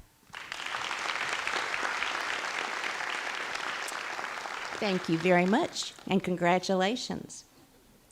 Now, to prove we not only excel in the classroom, but outside the classroom, next tonight, hot off the presses, we are joined by the Clark Central Boys 4x800 meter relay team, which, if you haven't heard the news, won the Class 5A state championship yesterday during the GHSA state champion meet here in Athens. If you're here, run on up. You see what I did there? Okay. Team members include Riker Comstock, James Daniel, Waylon Vaughn, and Jackson Brooks. Athletes and coaches, if you're here, please join me on the stage. They may be home resting, and that's a pretty big event. And finally tonight, because none of this happens without amazing teachers, we are joined by our Employee of the Month. At this time, I'd like to invite Ms. Julia Dawson DeWeese to the stage, and I'm going to tell you a little bit about her. Julia Dawson DeWeese is a gifted collaborative teacher at Clark Middle School. She is finishing up her first year there and was nominated by colleagues Sean Hinger and Catherine Brown for the impact she has had in strengthening the school's culture, being an engaging, innovative teacher who holds her students to high standards and pushes them to realize their potential, while leading initiatives and events that support the district's Culture of Literacy campaign, including recruiting students to prepare lessons and activities for family literacy nights, as well as a really special project that's going to be coming up soon that she's been working very hard on, but I won't spoil the surprise. We'll let you see it first. Ms. Hinger wrote that in her 23 years at CMS, She doesn't think she's ever seen a teacher become such an important support to the school structure and community so quickly. She cited her involvement in National History Day, helping plan and carry out other community events like Hispanic Heritage Night and Black Heritage Night, and providing after-school tutoring 2 days a week on her own time. Principal Derek Maxwell writes that Ms. Doss DeWeese's professionalism, strong work ethic, and commitment to student success have made her an invaluable asset to Clark Middle. We are fortunate to have her on our team and look forward to her continued success and contributions in the years ahead. At this time, if Julia has any colleagues, principals, family members, please come up and join her so we can get your picture as well. And while they're making their way to the stage, we'll go ahead and give you your prize, your bag full of things. Let's get somebody else to carry it. It's kind of heavy. And we want to thank all the businesses as well as all of the people who took time to submit a nomination for Employee of the Month. The Chamber of Commerce assists us with this, but we couldn't choose our Employee of the Month if it weren't for our public, teachers, principals who take the time to hold up those who are doing excellent work. We had more nominations this month than we've ever had before. And how many have we had this year, Scott? 230 nominations. So congratulations, many thanks for all you do. I've seen your energy and enthusiasm and dedication firsthand, and I just look forward to working with you for many more years. Congratulations. You all may be seated. Dr. Scott, that concludes our recognitions for this month. I will now turn it back over to Dr. Anderson and the board for any recognitions they may have. Thank you. Thank you, Dr. Moore, and congratulations, everyone, for having a wonderful school year and, of course, all of your amazing accolades. We were so thrilled to celebrate with you all as we end our school year. And yes, if you are here for awards exclusively, you are welcome to leave. You will not hurt our feelings. Now we will move down to our public comment portion of the evening. I have a script here. As people are milling out, I'll go ahead and pause for a second. There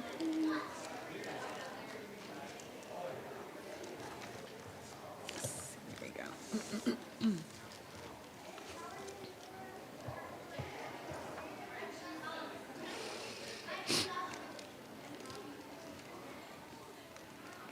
All right, before we begin public comment, I'd like to share a brief reminder of our guidelines under policy BCBI. Each speaker will have up to 3 minutes, and remarks must conclude when time expires. Signs, flags, and banners are not permitted in the meeting room.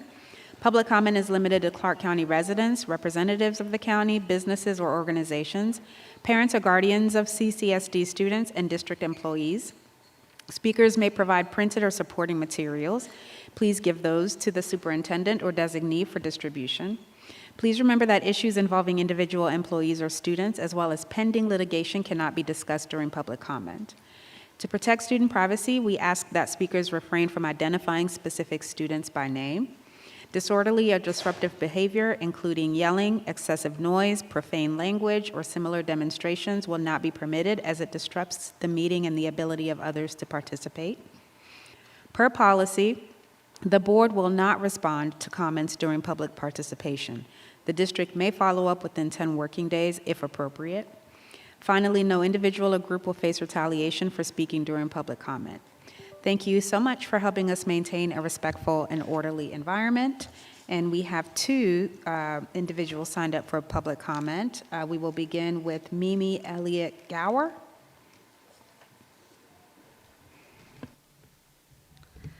Thank you. I can unequivocally say that the work I have done with restorative practices has been the most meaningful and impactful in my 36-year career as a social worker, most of those with CCSD. We often look for meaning in student behavior. What is it that behavior is telling us? The answer to that question influences next steps. Often behavior is work avoidant. The material feels too hard, or feelings were hurt. Classmates were unkind, or a teacher reaction felt unfair, or small things felt like bigger things to a student, so emotion management was challenging, and we see what looks like overreactions. Many students and families are facing significant struggles, which lead to behavior incidents. Restorative practices have given us a step to take beyond consequences. We invite students to talk when they are ready with the people who were impacted. We call that repairing the harm. The invitation to speak and listen from the heart is where real change happens. The invitation to make things right offers the path to reconciliation, and the invitation to return to the community as a valued and wanted person leads to healing. The training, support, and guidance we receive from the Georgia Conflict Center is invaluable. We are so lucky to have this incredible resource right in our backyard. I believe all of you have received the end-of-year report from the Georgia Conflict Center. You can see that additional funding will provide CCSD with more robust training. We need more help, more support, and more encouragement to keep doing the hard work. I urge you to add additional funding to the Georgia Conflict Center contract for the 26-27 school year. Thank you. Thank you. Our next speaker, actually, I think that this is crossed out. Okay. Okay, that was our only public comment for this evening. We will now move to item 6, to adopt the agenda as presented. I need a motion. I make a motion to adopt the agenda as presented. Second? All right, motion made by Mr. Denson and seconded by Ms. Davis. All in favor of adopting the agenda, please raise your hand and say aye. Aye. All right, that motion passes. All right, up next is item 7, consideration of our sole finalist for superintendent. And before we put a motion on the floor for an official vote, I'd like to say that we're pleased to announce our unanimously approved sole candidate for the CCSD superintendent candidacy to Dr. Jennifer Scott, whose leadership and commitment to Clark County School District spans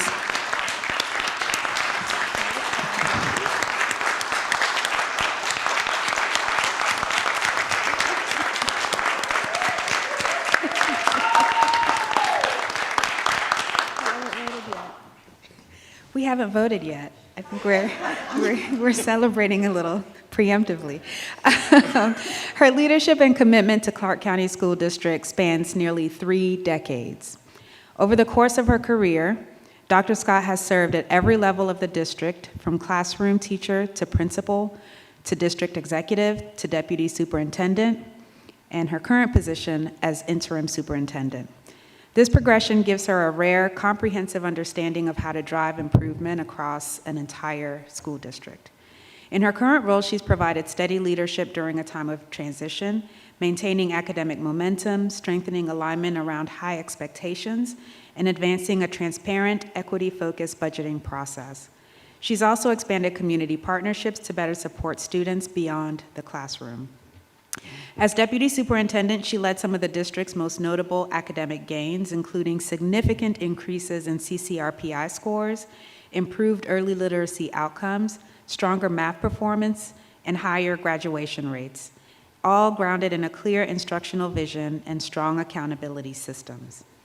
What stands out most is her consistent focus on the whole child, strengthening student supports, improving school climate, and building leadership capacity at every level. So at this time, I will go ahead and entertain a motion on the floor to approve our next superintendent of the Clark County School District, our sole candidate, that is, and if someone would like to make a motion. I'd like to make a motion that we make Dr. Jennifer Scott our sole candidate for the position of superintendent. And I second that motion. All right. Any discussion? Okay, great. All in favor of approving Dr. Scott as our next superintendent, please raise your hand. Or sole finalist for our next superintendent, please raise your hand high and say aye. Aye. All right, that motion passes. Please join me in welcoming a leader who is deeply committed to this community and to ensuring success for every student. Dr. Scott, congratulations.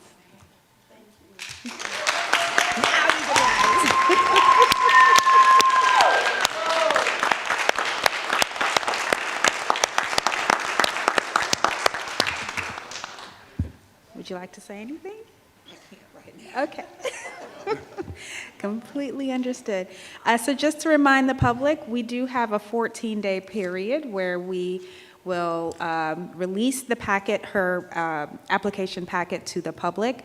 That will be posted on the CCSD website under the Board of Education Superintendent Search tab.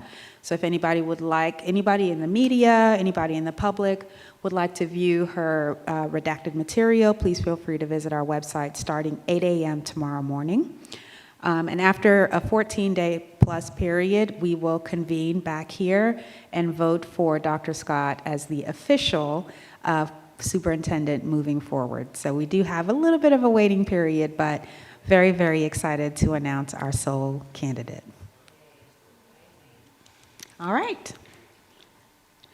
Now we will move forward to item 8, and that is our consent agenda.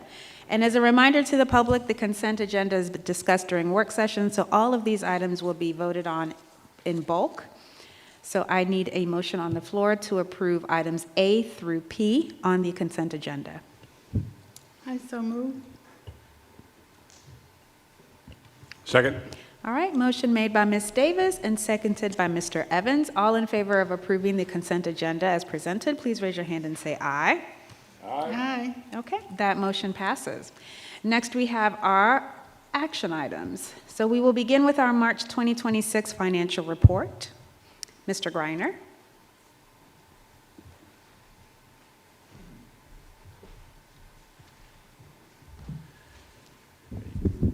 Yep, still on, just checking. Thank you, Dr. Anderson. Good evening. Let's see, you have before you the financials as of the end of March, which is our year-to-date 9 months. It's hard to believe we're 3/4 of the way through the year. So actual revenues, almost $212 million, about $6.8 million higher than our budgeted amount. Keeping in mind that we did receive a little over $2.9 million from the state supplement from the state of Georgia, the $2,000 that was paid in April. So the revenue number is a little off because we got the money in March, but we didn't pay it out till April. So expenditures about $174 million, about $4.7 million less. That's going to look much different. I finished the April financials actually today because of the $5.5 million we paid out with the $2,000 supplement. So again, about a 0.03% variance. General fund balance, $91.8 million. We had budgeted about $80 million. That's going to start to look a little different. We'll start to decrease down to around $50 million by the end of the year. So I'll be happy to answer any questions y'all may have. Thank you, Mr. Greiner. Any questions on the financial report? Okay. No questions, but thank you for that supplement. Yes, I think that was very well received. We appreciate the governor providing that this year. Up next, I think, Mr. Greiner, you're still on the hot spot. FY27 tentative budget. We need to. Uh-oh. Yeah. We need to approve it? Yeah. I always forget that part. All right, we need a motion on the floor to approve the financial report? I'll make a motion to approve the March 2026 financial report. All right, motion made by Mr. Dunson and seconded by Ms. Hull. All in favor of approving the financial report, say aye and raise your hand. Aye. Okay, that motion passes. Okay, now we're ready for the budget. Tentative budget. All right, I'll let Ms. Palmer get that pulled up. All right, so keep in mind, this is an update. Last time we looked at this was April 2nd. A lot of things have changed since then. The legislative session actually ended on April 2nd. So we do have tax digest numbers now. We still do not have QBE allotment sheets. We should have those any day. The governor actually signed the budget yesterday. So we're kind of working off numbers I got a few weeks ago, so they shouldn't change too much with our QBE, but just keep that in mind. So again, tonight we're going to review the updates. I've got 3 or 4 slides. Not going to go through the whole presentation, just kind of wanted to go through those 3 or 4 slides with y'all just to kind of show the changes. If you have questions on any of the other slides, I'll be glad to answer them. So tonight's goal is to approve the tentative general fund budget and the tentative millage rate tonight. And then we'll discuss next steps, which is the budget and the millage rate hearings. So the first slide is just a general fund revenue update. Our total revenues back on April 2nd were $261 million. We had talked about the increase to state health insurance. It was supposed to go up $143 per member per month. Actually, through budget revisions, it ended up being $50 per member per month. So decrease there. So the net's about $700,000 that we'll talk through. So on the revenue side, we do get funding for state health for our certified employees. So that's why you see the decrease in revenue, because we're not going to be receiving as much money because the health insurance didn't go up as much as it was originally budgeted. So that's the negative $1.3 million. When we get to expenditures, you'll see a positive amount for about $2 million. So there's a $700,000 net difference positive to the budget. Adjusted the QBE revenue to the allotment sheet of about $148,000. That's just based on my preliminary estimate, so that decreased a little bit. We did have some increases in property tax revenue. Basically, we had factored in some legislation that ended up not passing. The state homestead exemption was supposed to increase. That did not pass. So we added back $2.4 million. Senate Bill 33 did pass. Everything, Governor signed it on Monday. Everything we've read related to it, it's not going to go into effect until next year. So we had subtracted $1.9 million, so we added that back. Excuse me. I'm about to get some water. I'm sorry. Yeah. Sorry, I meant to bring that up here with me. And then property tax revenue, I had estimated 6%. We actually ended up at 6.26%. It's probably the closest I've ever got on that. So that increase was about $230,000. So our total revenues increased to $264 million. So I want to talk through some of our initiatives. Some of these we've already talked about. We have a couple new ones we're going to talk about tonight. Since we do have some increased revenues, sorry, that doesn't fit well. Kind of bumbling through this tonight.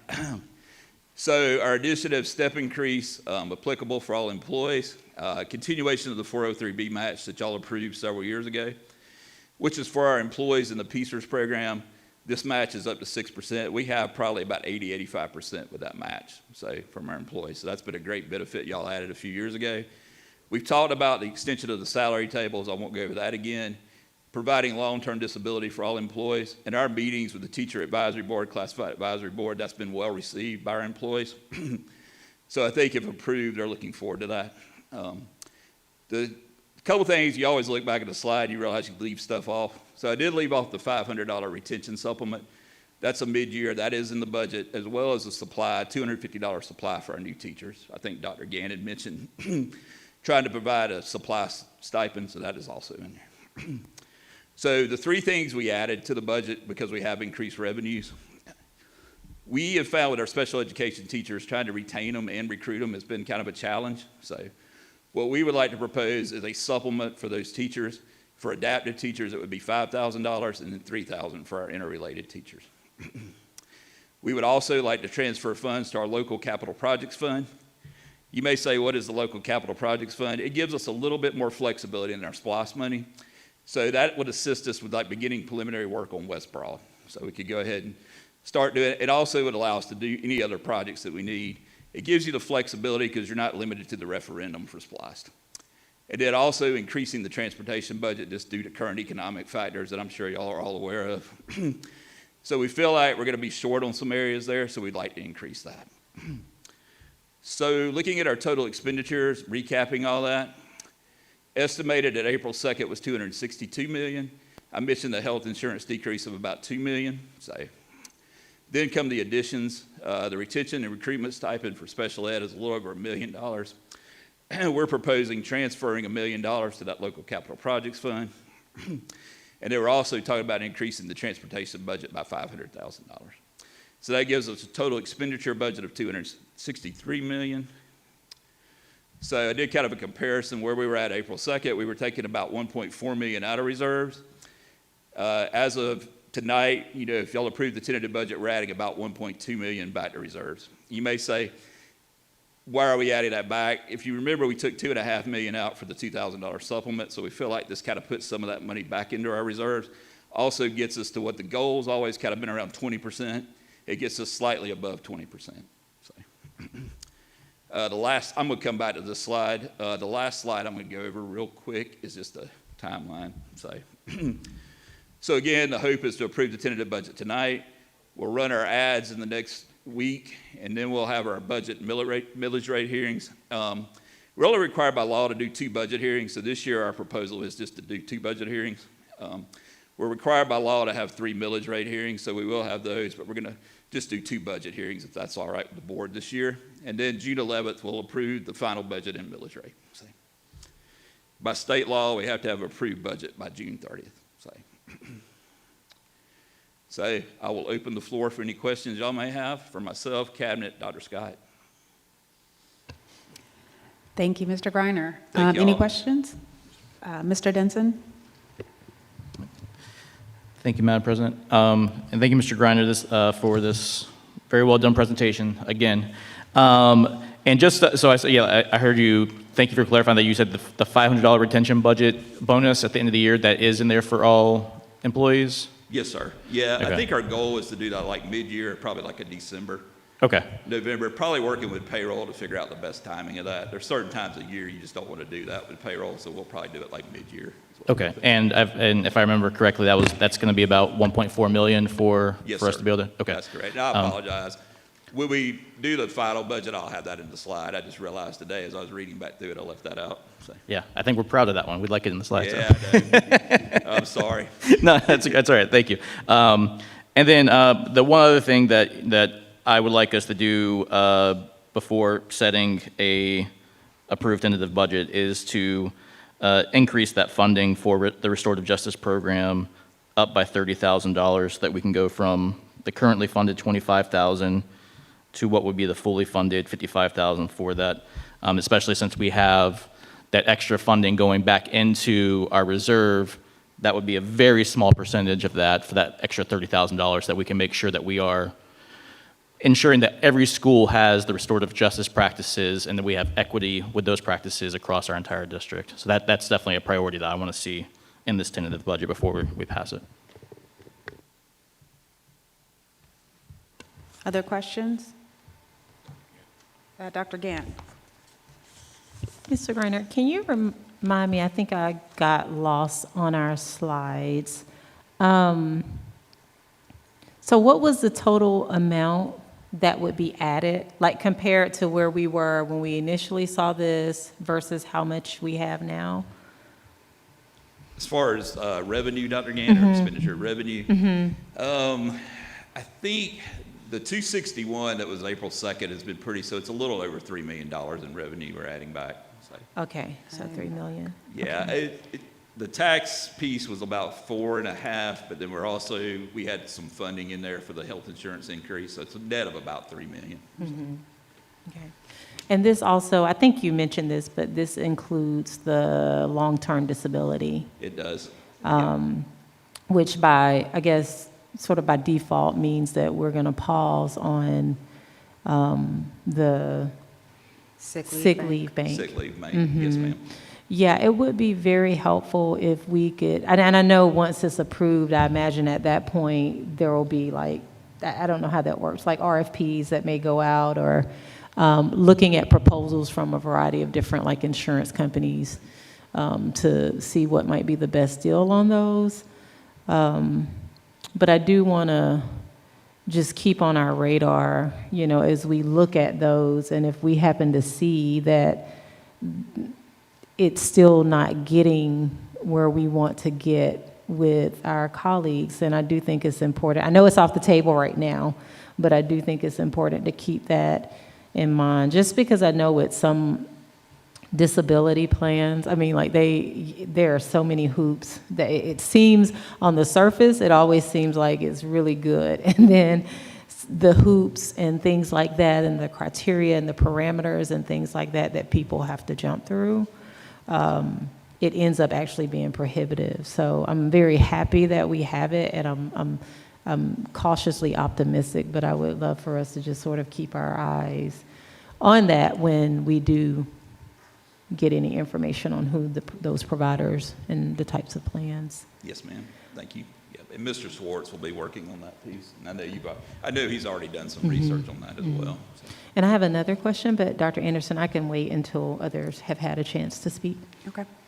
Are there other questions? Ms. Davis? Yes, so the people in my neighborhood are concerned about that millage rate. So, since we're putting back almost, 2 million back going to fund balance now? A little over 1 million. A little over $1 million or so? I looked at it, I promise, I did look at the millage rate. So Okay. it's, so keep in mind, 1 mil with our new digest is about 8.5 million. So anything you do to adjust that, I think we looked at going down to even 18.2 mils, it was gonna be about 3.6 million.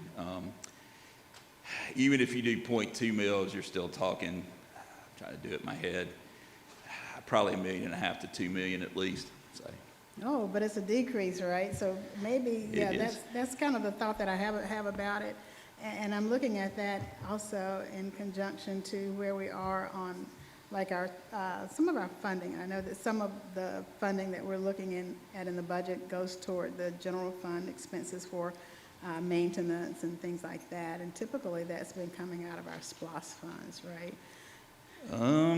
Somewhat, maybe? Not really. You're kind of limited on what you can use your SPLOS funds for. I mean, we're doing roof replacements with it. We're doing some of the renovation stuff with it. Day-to-day maintenance and operation of the school district, though, really is general fund. It You're really kinda stays in limited. our general fund? Yeah, you're kind of limited what you can use those SPLOS funds for on that. Okay.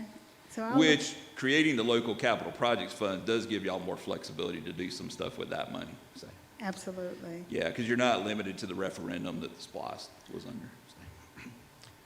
And we do have $775,000 in the budget for deferred maintenance as well. So, and Mr. Gilbert will tell you that we're using that money very wisely, and there's definitely a need out there in the district for that. So. Okay.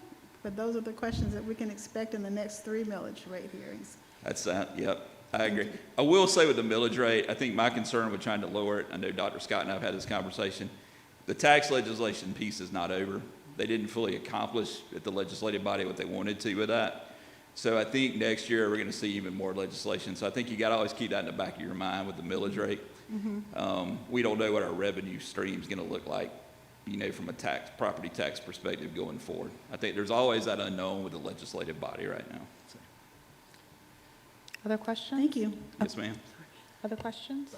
Dr. Gant, we can circle back to you, I think. Okay. I wanted to just really support the idea, and I know we are in sort of some uncertain times, and I know that it can be pretty difficult to like work things in the budget, but I wanted to just add on to the requests in hopes that Dr. Scott and staff would reconsider, particularly as we go from tentative budget to the permanent budget, support for the restorative practices. I have just had an opportunity, this is before a lot of this came up, but, you know, just in thinking through where we've been, like behaviorally, like just philosophically where we're going, and trying to think through and organize all of the interventions and all of the resources that we have, and then just sort of comparing that with our budget.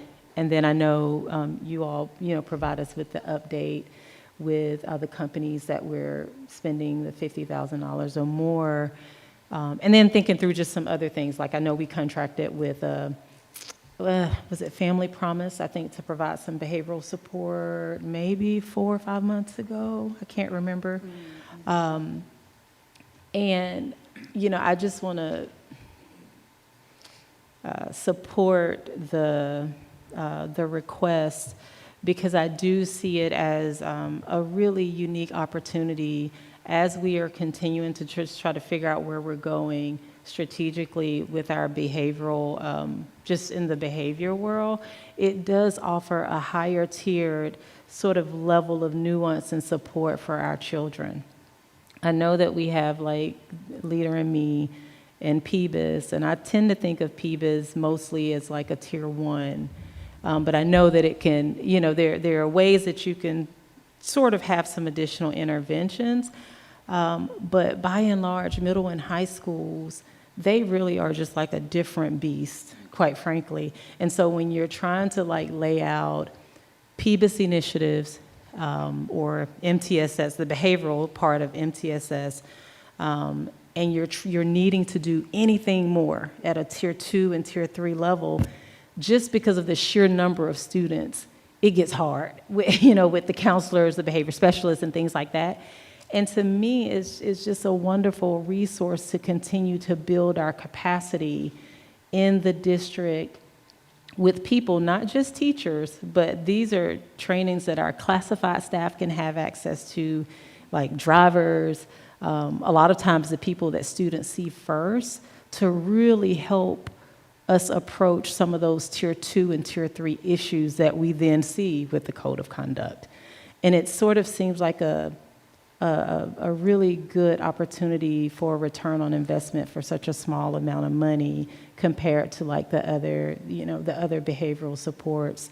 I'm rambling, but I will just say once you get to the tier 2 and tier 3 level with behaviors, you really need all hands on deck. And that's not just counselors, but if you have your mental health counselors and you have your trauma-informed counselors, if you have restorative, building the capacity in the building to approach behaviors from a restorative perspective, I only think it gets us to wherever we're going as we try to, sort of wrangle this and figure out where. So I just wanted to add my support for that and try to layer it on top of the needs that we currently have, the disparities that we continue to see, and we've made a lot of progress, but there are still these. Once students get to tier 2, and especially in tier 3-ish world, middle and high school struggle. And so I just wanted to add some support for that and request further consideration. All right, Ms. Davis, your mic is on. Does that mean you have a question, or was it just on? No, it's on, but I think Mark is next, and so I can wait. Sorry, I didn't realize your hand was up. Hi, Mr. Kreiner. Yes, sir, Mr. Yeah, Davis. I've been very nice to you all season, I think. I've been good. I haven't asked you too many questions. So I'm going to throw a wrench into that right now. Yes, sir. So I want to cast to 27, 28. We've been talking a lot about restorative justice, and my understanding is that in 2020 was when it was brought into that we were going to use this as an approach. And I agree with my colleagues. We want to fully fund that thing, the whole 55, 65K, whatever it is, because it's important. Because we want to try to build our kids up, not just boot them and scoot them. But one of the things that was in that original was that there was going to be someone whose complete job was to work in that restorative justice space in each of the middle schools and in the high schools. And we actually have one right now at Clark Middle. And just chat with people from Clark Middle, it seems like that is a very important role, that's a role that is very useful, that the teachers know this person and do all this stuff. So I would like us to, not this, I'm not going to ask you to do it now, okay, because that's nuts. But for the next year, let's explore the possibility of that. All right, where we would, we already have the model, we already have the position created. So all we've got to do is just say, okay, we're going to put one in all 4, and then in our 2 or 3. So we need 3 in the middle and 2 in the high school. So if we could maybe keep that on the back burner for right now, but I just want to make it clear. I think that's something we should explore, because I think this is what we need to be doing, and it would be really helpful if we had someone whose sole job, like a touchstone for, especially the kid that's re-entering. Right. It would be good to have that one contact person who would be able to, keep track and help and do the things they do. But anyway, great job with the budget, by the way. So thank you, sir. Thank you. It's a team effort. So thank you. Okay, other questions? Yes. Okay, back to Ms. Davis. Ms. Davis. Thank you. So again, I applaud the work of GCC, an additional $25,000. If that's not going to give us equity in terms of having the resources at each of our schools, then I want to know why are we going to continue to support the inequity if we believe so strongly that this is the solution that we need for those. And I'm not comfortable speaking about tiers because that's not my space and it's not my will. But if we are going to look at an expansion of this, and we've done it before, then I'm looking for some assurance, I'm looking for some guidance. Again, I cannot continue to support this organization doing the same thing at some of our schools when it is not equitably distributed, where it might even be needed more. I mean, I hear schools that are really doing well getting tremendous support in this area, and if that is the thing that's making them or giving them the opportunity to be successful in getting the work done, then I would think that that would be the thing that we would be really pushing at the schools that are truly struggling. And that $25,000 is not going to do that. And so again, we are continuing to fund an inequitable program when we haven't asked that it be, again, given its success rate, why haven't we duplicated more? So I'm looking at capacity as a concern, right? And so again, I'm going to leave it there because that's your problem to solve. But again, it's really important that we don't perpetuate the things that aren't working for us. So if we have a program that works, let's figure out what it costs to do that program equitably. And I'm done with that one. Thank you. Dr. Scott, do you want to respond to that at all, or are you just going to kind of sit on it for a minute? Okay. So I think that when we think about restorative practices, to your point, Mr. Evans, it is something that has been in the works being developed within our school district for many years now. And there have been many different iterations of trainings that have been provided, different iterations of levels of support, to your point, that have been provided from school to school.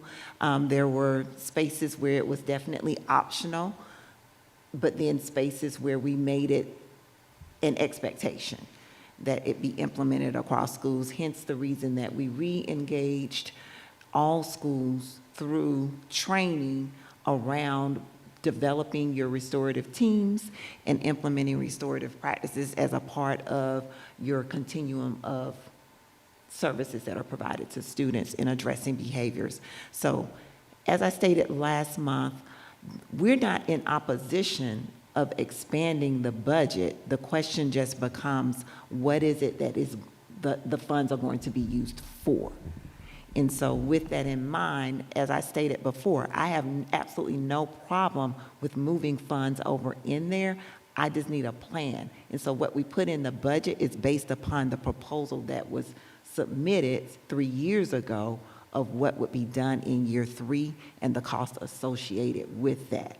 And so I have no problem, again, expanding that. I just need to have something that tells me what we're expanding it to do.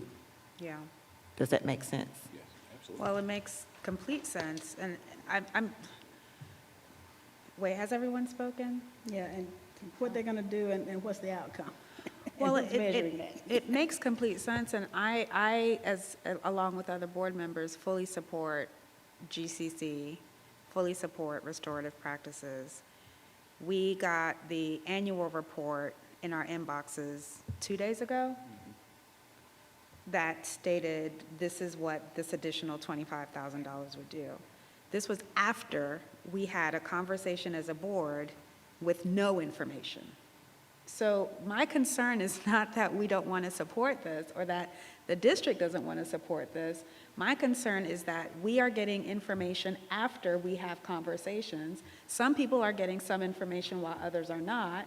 And the district is not being engaged appropriately, and in my opinion, you all might feel differently, on what the ask is and what that ask is gonna do. We received this information 2 days ago. So I'm happy to have these conversations just like other board members are, I believe just as the district is, but we also need the time. We also need to have the information in a timely manner to have these conversations while the budget is being developed. So it's not a matter of not supporting it, it's a matter of process. Okay. Ms. Hall. Ms. Hull. I will echo that and say having those conversations with the people in the buildings as well, because I think it's a mixed reviews. I'm not getting the same positive feedback that they are impactful in the schools that I think Mr. Evans is getting. So having some candid conversations, I think, including those people, would be helpful as well. And approving, I don't think approving a $260 million budget between now and July 1 is going to determine whether or not the district and the board supports a new contract with GCC. I'm really confused why we're hanging the budget on this particular issue when, again, we are not receiving information in a manner in which we can make informed discussions and decisions.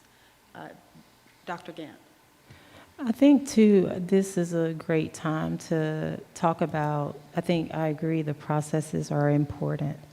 And it's not just necessarily with GGC, but we've sort of seen this pattern with community partners that at some point either the process is not clear and they consider themselves talking to the person that they need to speak with, which is appropriate, right? Because you wouldn't want them to come to the board. Most people come to the board as a last resort. And there may be a perception that there's no interest. And I don't think this is just with GGC. And we sort of had a similar conversation maybe last year when we were talking about the youth development program, the year before last.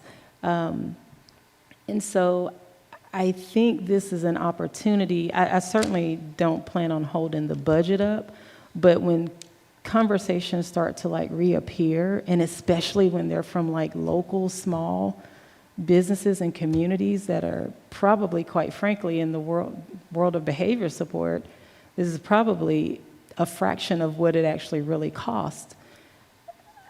And they are contributing to our students. It doesn't seem like it should be that hard. And so I hear you and I respect the opinion and I agree that I don't think anyone here is trying to hold the budget up, but it also puts the board in a very, just uncomfortable, and I'm sure Dr. Scott too, or maybe 2 years ago when Dr. Hooker was here, to even have to talk about this during the budget. And so I would love for there to be a process for our community partners that is clear, where they feel that they can advocate for the youth. And I know that a lot of this is before it even gets to Dr. Scott, but somewhere, I don't know, it's certainly not saying it's Dr. Scott, somewhere before that process, there is a perception with some of our community partners that somewhere it's decided before it even gets to Dr. Scott or before it's given full consideration. And I think that's the rub that gets you to a place where you're like, okay, well, I have to use the budget as sort of this negotiating issue, and it doesn't have to be that way. But that's just the percent. And again, that's not just with Conflict Center. We had a very similar conversation a year or two ago about youth development. So another similar conversation, a little bit different, about supporting organizations and using our facilities with TRAC. That was 3, 4, 5 years ago. And so somewhere along the lines, I'm thinking that, especially given our disparity study and our desire to be better community partners, that we might want to have a conversation with our community partners and maybe outline a cleaner process. Would you like to respond to that before we move on? Dr. Scott's like, that was before her time. She's not. Sure. Okay. All right. So yeah, I guess we are, Mr. Griner, we are holding him up. That is quite all right. So thank you for the FY27 tentative budget conversation. I think we're ready to move on. Do we vote for it Yes, now? yes. Yeah, we have to. Oh, we vote yep, now, okay. yep. All right, so I Just need a on the motion. tentative budget. You're voting Correct, on the tentative budget. yes. So yes. I need a motion.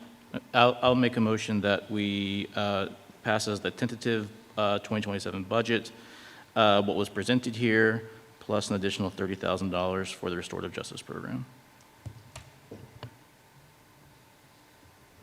Second. Okay. That motion is made by Mr. Denson and seconded by Mr. Evans. All in favor of approving the FY27 tentative budget with the amendment that $30,000 be earmarked for restorative practices with the Georgia Conflict Center. All in favor, raise your hand and say aye. What? Do we have this question? Are there questions? Yeah, I Oh, mean, okay. yeah, because the motion just came on the table. Sorry. Yes, the motion's on the floor. You know, I do want to be, I do think it's important that we honor the need for something to be attached, like whatever the outcomes are. I know we have the end of year report, we have it's outlined and color coded, but I do think I think I hear Dr. Scott saying, or I heard someone saying that we need to figure out what exactly it is will be attached to that. When we see it here, but it sounds like that there may be maybe some conversations and other things that need to happen.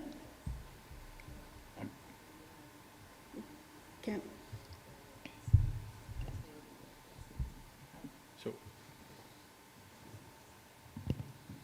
Sorry, I was trying to get clarification from Dr. Scott on whether or not they've seen the report that we received with that table. And she said she believes that what she received in her inbox is what we have also seen. So I guess to answer your question, Dr. Gant, that supplemental $30,000, they do outline what that additional $30,000 is for. Was that your question, or did you have? Well, I guess I was just sort of pivoting back to Dr. Scott to be sure that that was enough. Like I've read through like those particular things, but like what the goals will be, you know, those are all of the things that could be done within those color-coded tiers. But like, so that we're sort of not in the same place next, you know, so we can actually look at, okay, we're going to provide, you know, this particular service, these 3 things from this menu, these 5 things from this menu. I don't think it's like a cart, like we're going to do all of these things. I could be, is it all of? Okay. I read it as all of the things that are in red. Okay. Okay, Ms. Davis? so my question is, again, do we really need to hold up this $265 million budget on $30,000 when we're talking about pushing up 1-point-something million into our reserves? I'm not sure why this is being attached as a condition of this budget being passed. We're talking $30,000, $260-something million, and returning 1-point-something to the fund balance, right? Yes, so ma'am. That's correct. There's certainly $30,000 over there if we want to go in the fund balance and pay that. So I don't think that rises to the level of a condition for approving the budget as presented, in my opinion, because I would rather see us look at not just this one particular one, but there are other organizations that did not get funded either. And so my concern is, I don't want our budget hearings to be contingent on a group's popularity in getting something done, especially when it's an inequitable thing that we're doing. So I would say that if we needed to put $30,000 to that program, we have the discretion to do that. Yes, sir. Mr. Evans? I think the word that we're missing here is the word tentative. You know, I don't think we need to attach anything. The staff now understands the will of the board. They can add that stuff in there. They can highlight it for us so that way we can see that it has been done. And then when we go to pass the full budget, that's when we can have this conversation. But I think right now, I think they understand that what we would like. Also, you know, maybe actually staff should take a look at some of the other organizations that didn't get funded. And maybe since we're having a little bit of pullback, we could maybe look at seeing if we could fund some after-school stuff or something, whatever programs that are on the thing. But I think we just, for time's sake, we need to just remember that this is a tentative budget. and that Mr. Griner will give us our final one here in the next couple of weeks before we start having our budget meetings. Thank you. Okay. Any other comments before? So there is a motion on the floor, and the motion is to approve the tentative budget with an addendum for $30,000. Do we want to go ahead and vote for that? Yeah, I call a vote. I mean, yeah, I mean, I'll make the motion, I'll speak to it. I mean, I'm not, this isn't about the contract. I mean, honestly, Mr. Denson, unfortunately, Ms. Hall has called the vote. okay. She's calling it. All right, all in favor of approving the FY27 tentative budget with a $30,000 addendum for GCC, raise your hand and say aye. Aye. Okay, 1, 2, 3, 4. All right, that motion passes 4-3. Okay, up next, we have the tentative millage rate hearing. Yeah, I don't have a presentation on that yet. When we get into the millage rate hearings, I'll have, the millage rate presentation. Tonight, the goal was just to approve the tentative millage rate at 18.8 mils, which is what the tentative budget you just approved is based off of. So. Okay. All right, any questions? Your mic is on? Is that a question? I think Okay. is related to the vote that we just took. So does that mean that the district will go back and take a look? I got a little bit wrapped.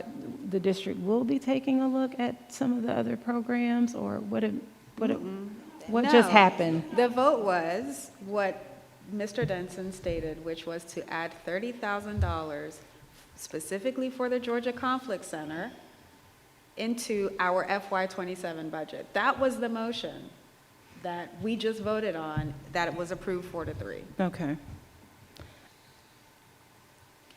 Okay, let's see. Approval of the tentative millage rate. At I need a mo- 18.8 mils, sorry. At 18.8 mils. Can we go ahead and put a motion on the floor, please? We've moved on. I'll make a motion to approve the tentative millage rate. I need a second. Second. All right, motion made by Mr. Denson and seconded by Mr. Evans. All in favor of approving the tentative millage rate. Please raise your hand and say aye. Aye. All right, that motion passes. Now we are on the 26-27 CCSD Student Code of Conduct. Thank y'all. Sorry. Thank you so much, Mr. Griner, for all of your time and patience. Okay, I know. And he's like coughing. There's so much going on. Okay, Code of Conduct. Motion? Oh, let's put a motion on the floor first, and then we can open the floor for discussion. So I move that we vote on the student code of conduct as presented. Okay. Second. All right, motion has been made to approve the CCSD 26-27 Code of Conduct. Now the floor is open. Ms. Hall? Yes, could I have Mr. Cobb step I to don't the think floor? he's Is he here? here anymore. All right, so I have some questions about it since we kind of didn't get to flesh everything out. Yeah. So first, regarding base, I feel like base should be, and I'm making sure I'm understanding it, but I feel like base should be automatic for every first offender for every module that base can offer pro-social teaching on. The first resolution consequence should be that, not as an option, but as an automatic, because I feel like that is right now what I'm looking at, that's the only intervention that we have that is teaching pro-social behavior before we move to punish that same behavior. And so really looking at what modules base offers to see how they line up with our student code of conduct so that we could look at really using that appropriately. I think that goes in line with the philosophy that Dr. Gant was also speaking about in terms of making sure we have a culture and a shared understanding around what we want to do with discipline, not just only so that our principals who are administering that consequence can understand what our philosophy is, but because we also have that tribunal panel that is made of additional administrators making sure that they have that same shared culture. And then there are 3 particular rules that I find a little bit concerning. The computer trespass, that starts on page 15, and it lays out that the violation is the use of a school computer for anything other than instructional purposes. That is going to be violated by children, adults, and everybody, because that is so very broad. That looks like looking on YouTube or something that is not deemed as an educational purpose can be punished, and there's no level 1 for that. So it goes straight into a level 2. That's concerning for me. Same thing with threat and intimidation. The way that is written, it could be fixed with maybe a comma. I'm not sure how it's broken down, but any threat through written or verbal language, that is very broad in a situation where we do have children that need help with social boundaries, impulse control, things. I can imagine several situations where students, out of frustration, say a very small inappropriate comment, but it's labeled as a threat, and again, that there's no level 1 for that. It goes straight into a more severe punishment. And then the last one would be the violence against the teacher. That goes straight into a level 3 discipline, but it seems like that could also be addressed through battery, assault, and serious bodily injury through other portions. So I'm concerned that they're going straight to level 3 gives the school the authority to determine a simple push, a shoulder check, bump, or whatever would send a student straight to a tribunal instead of having some type of progressive discipline, when I think that is what our philosophy is going to be. So those are the things that I have concerns with in dealing with the student code of conduct or reviewing it. Thank you. Okay. Thank you, Ms. Hall. The last one was for violence against the teacher. Oh, okay. All right, other comments?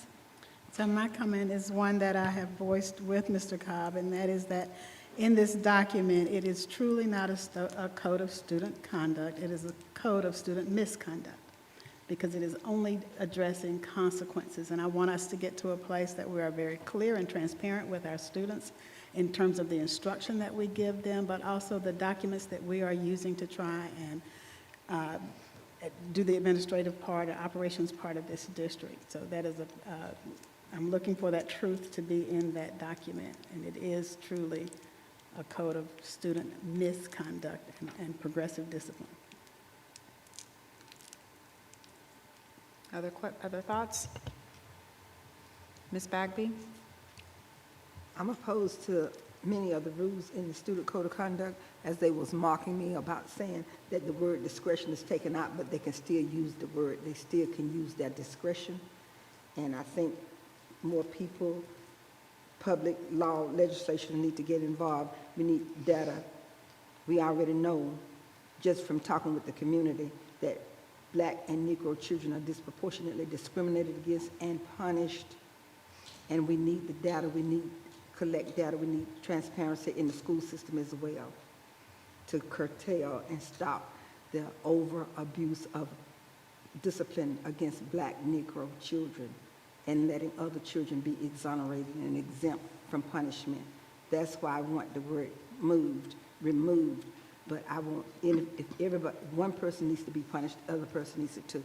I won't discuss it any further. I'm totally opposed to the way the Code of Conduct book is written. Okay. Dr. Gant? I know that time is probably of the essence when it comes to getting our code of conduct printed, and we have to have a code of conduct. But I just wanted to mention, and maybe it's not specific enough as far as listing the behaviors, but there are some identified general behaviors at the beginning of the code of conduct, and I know they're not specific, but like with the expected student behavior, and then sort of explaining the prevention and progressive discipline, the behavior support, PBIS, and I'm not saying these may not need to be more specific at some point, restorative practices. And so, you know, maybe that could also be the work of the next, you know, as we work, because we have to approve the code of conduct or go through it and talk about it each year. And so it sounds like if that is something that the board would like to see, or particularly when Ms. Davis raised that concern, because we give this to parents, you know, if we want to give them examples and talk about what it means, there is an opportunity to do that, because each time that it's brought before us each year, it does seem to be, it's gotten more collaborative. And I think, if I'm not mistaken, I feel like there's a committee that works on our code of conduct. And so just sort of offering, you know, maybe some perspective that, again, this, you know, as we figure out like where we're going in all of the areas of discipline and behavior and climate and culture, this might be, you know, conversations that we start even as early as this summer, you know, so that it is reflective of the work of that committee, but also the community as well. Okay. Other thoughts? So this is an action item, and we have a motion on the floor.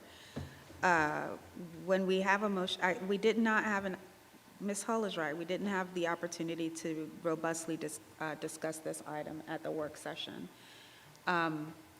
I'd like to propose, I know that there's a motion on the floor, but I'd like to propose, I think, a substitute motion that we table this item for our June meeting. I think that would still give the school district time to print the code of conduct before the next school year, to at least kind of review some of the comments that Ms. Hall made, which I think are completely valid comments, and to address the question around particularly the mandatory-based training for all infractions. And then at the work session, we did discuss that part in alcohol possession, also including the base modules, and that is not on the current code of conduct. So I think approving it now would be preemptive. Okay. So there's a substitute motion on the floor to table this item for our June meeting. Second. Okay. All in favor of tabling, please raise your hand and say aye. Aye. Okay, that motion passes. Dr. Scott, do you need some clarity on anything that we, okay, all right. And I would urge us to also take a deeper dive. I appreciate Ms. Hull's expertise, but between now and June, if we do have any other comments that we'd like to pose, because time will be of the essence, we do not have a July meeting, so it'll be important to have that vote done in June. Okay, now we are, I don't know. Okay, now we're at item E, personnel. I need a motion. I move that we accept the personnel list as presented. Second. All right, motion made by Ms. Davis and seconded by Ms. Hall. All in favor of approving personnel as presented, please raise your hand and say aye. Aye. Okay, that motion, all right, that motion passes. And next we have contract list, F.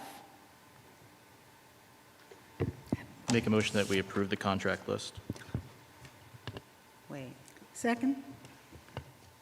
all right. That motion is made by Mr. Denson and seconded by Ms. Davis. All in favor of approving the contract list, please raise your hand and say aye. Aye. All right, that motion passes. And then we've got the Personnel Board addendum. Make a motion that we accept the Personnel Board addendum as written.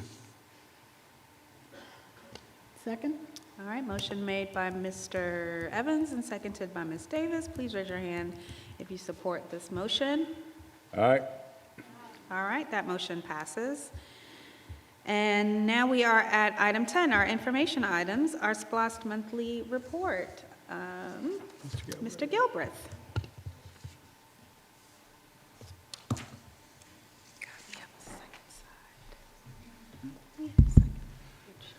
Good evening, board members. Got some updated photos for Gaines Elementary. That's our expanded PL space and outdoor classroom area off the media center. Kind of got out of order on this one. Front of the school, keep going, Ms. Palmer, thank you. Front of the school, some modifications to the front canopy. We'll kind of take a tour going around. The additional parking has been paved, in place, and striped.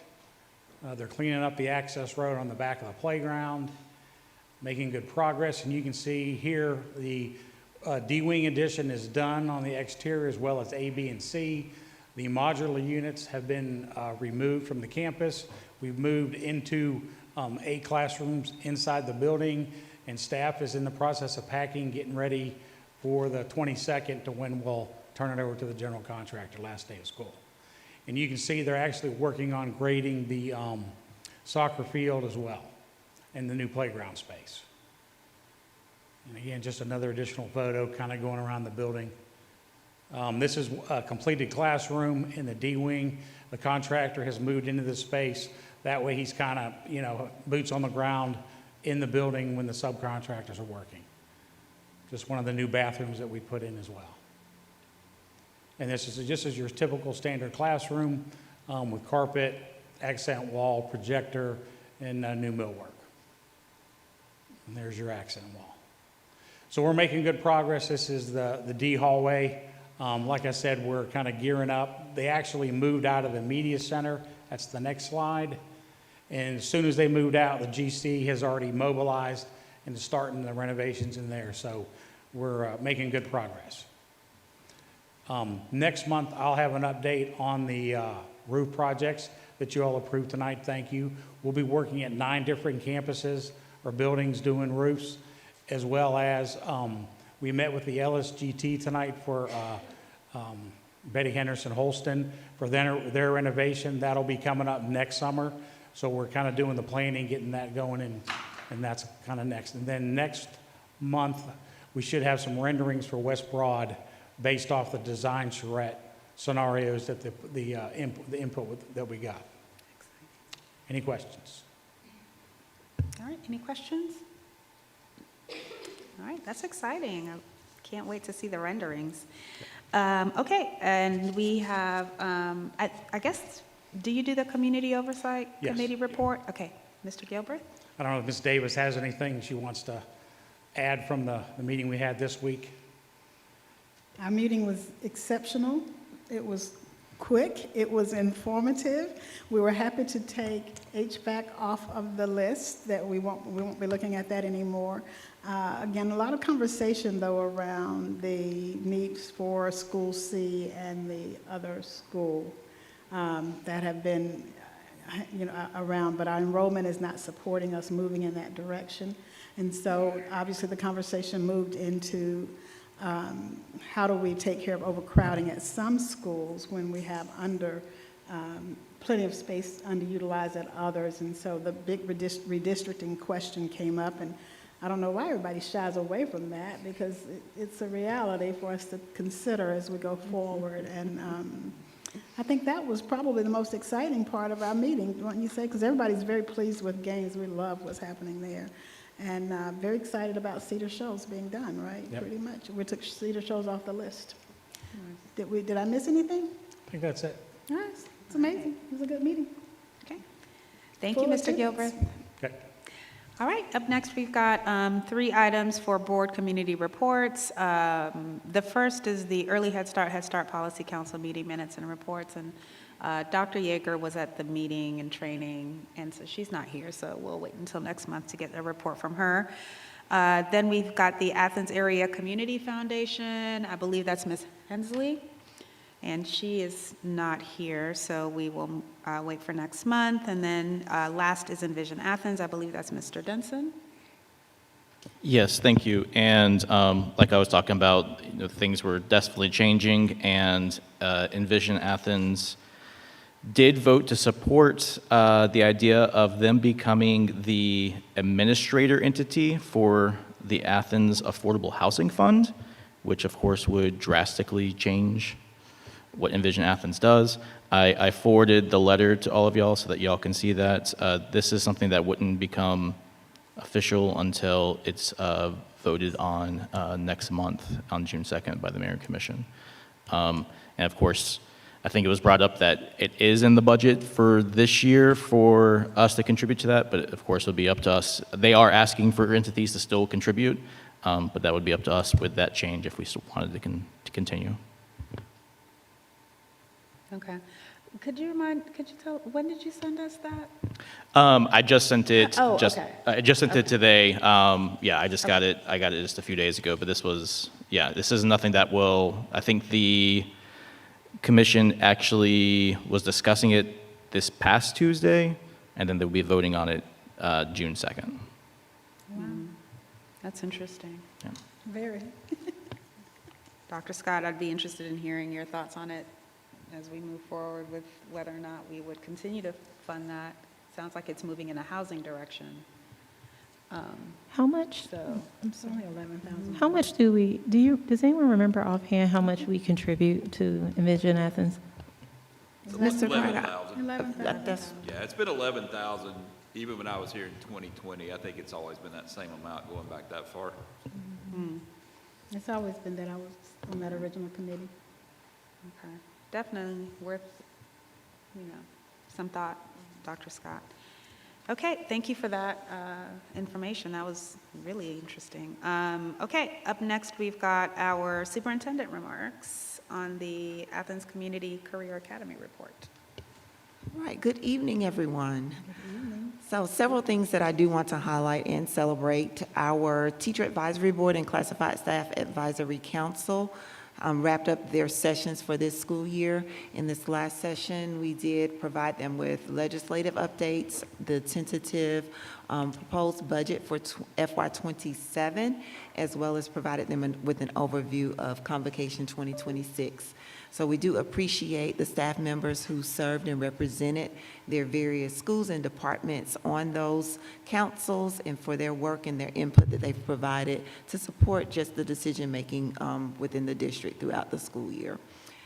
Last week marked the end of the first year for Gifted Savings, and I am happy to share that we wrapped up the experience with 91% of our seniors completing all requirements to have their investment portfolios transferred over to them.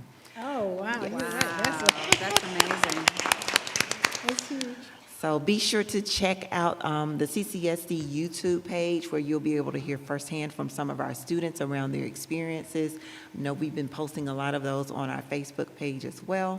And then also check out the website so that you can know how you might support. Last week, we welcomed more than 300 community members here to the Vernon Payne Hall for the first ever TEDx CCSD. The day was filled with 15 dynamic student speakers. We are certainly proud of them. And we also had performers from Winterville Elementary. They all spoke on elevating, raising the bar. And so we are truly, truly proud of them. Want to give many thanks to our student speakers, the families, the community that came out to support them, the student volunteers who welcomed our visitors, as well as served as supporting the actual technology side of things. We also want to say thank you to our staff members who served as coaches for our students, and a special thank you to Stephen Nobles for his leadership and the staff members who served as a part of his planning team and committee who helped make this event truly a great day. This week, we spent some time honoring 61 dedicated members to CCSD at our retirement banquet on yesterday. These individuals have given more than 1,070 years to CCSD combined. We were also thrilled to learn that Clark Central High School and Cedar Shoals High School have once again been named Advanced Placement Honor Schools by the Georgia Department of Education. So Clark Central earned a designation in 6 of the 7 applicable AP Honors School categories, including AP School of Distinction, and Cedar Shoals was named in 3 of those categories. The designations were based on AP exams taken in May of 2025. So just a reminder that graduation is right around the corner. We will be celebrating Classic City on next Friday, May 22nd at 6 p.m. here in the Vernon Payne Meeting Hall.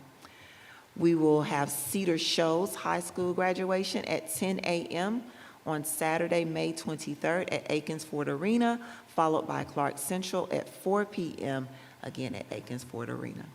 And that's all of my announcements, and I will ask if there are any additional things that either Dr. Elder or Mr. Evans want to share in regards to the ACCA report that you have on the agenda.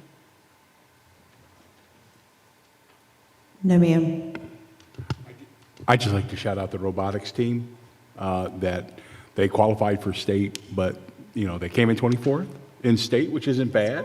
That's real good. So I'm very proud of our little Busbies. They're doing a remarkable job. And shout out to Pierce Woodson, who is really taking that program and stepping it up. So that's all. Awesome. All right. With no further items on our agenda, we will now entertain item 13, adjournment. I so move. All right. Second. All in favor of adjourning, raise your hand and say aye. Aye. All right. Thank you, everyone. We'll see you in June. All right, so June the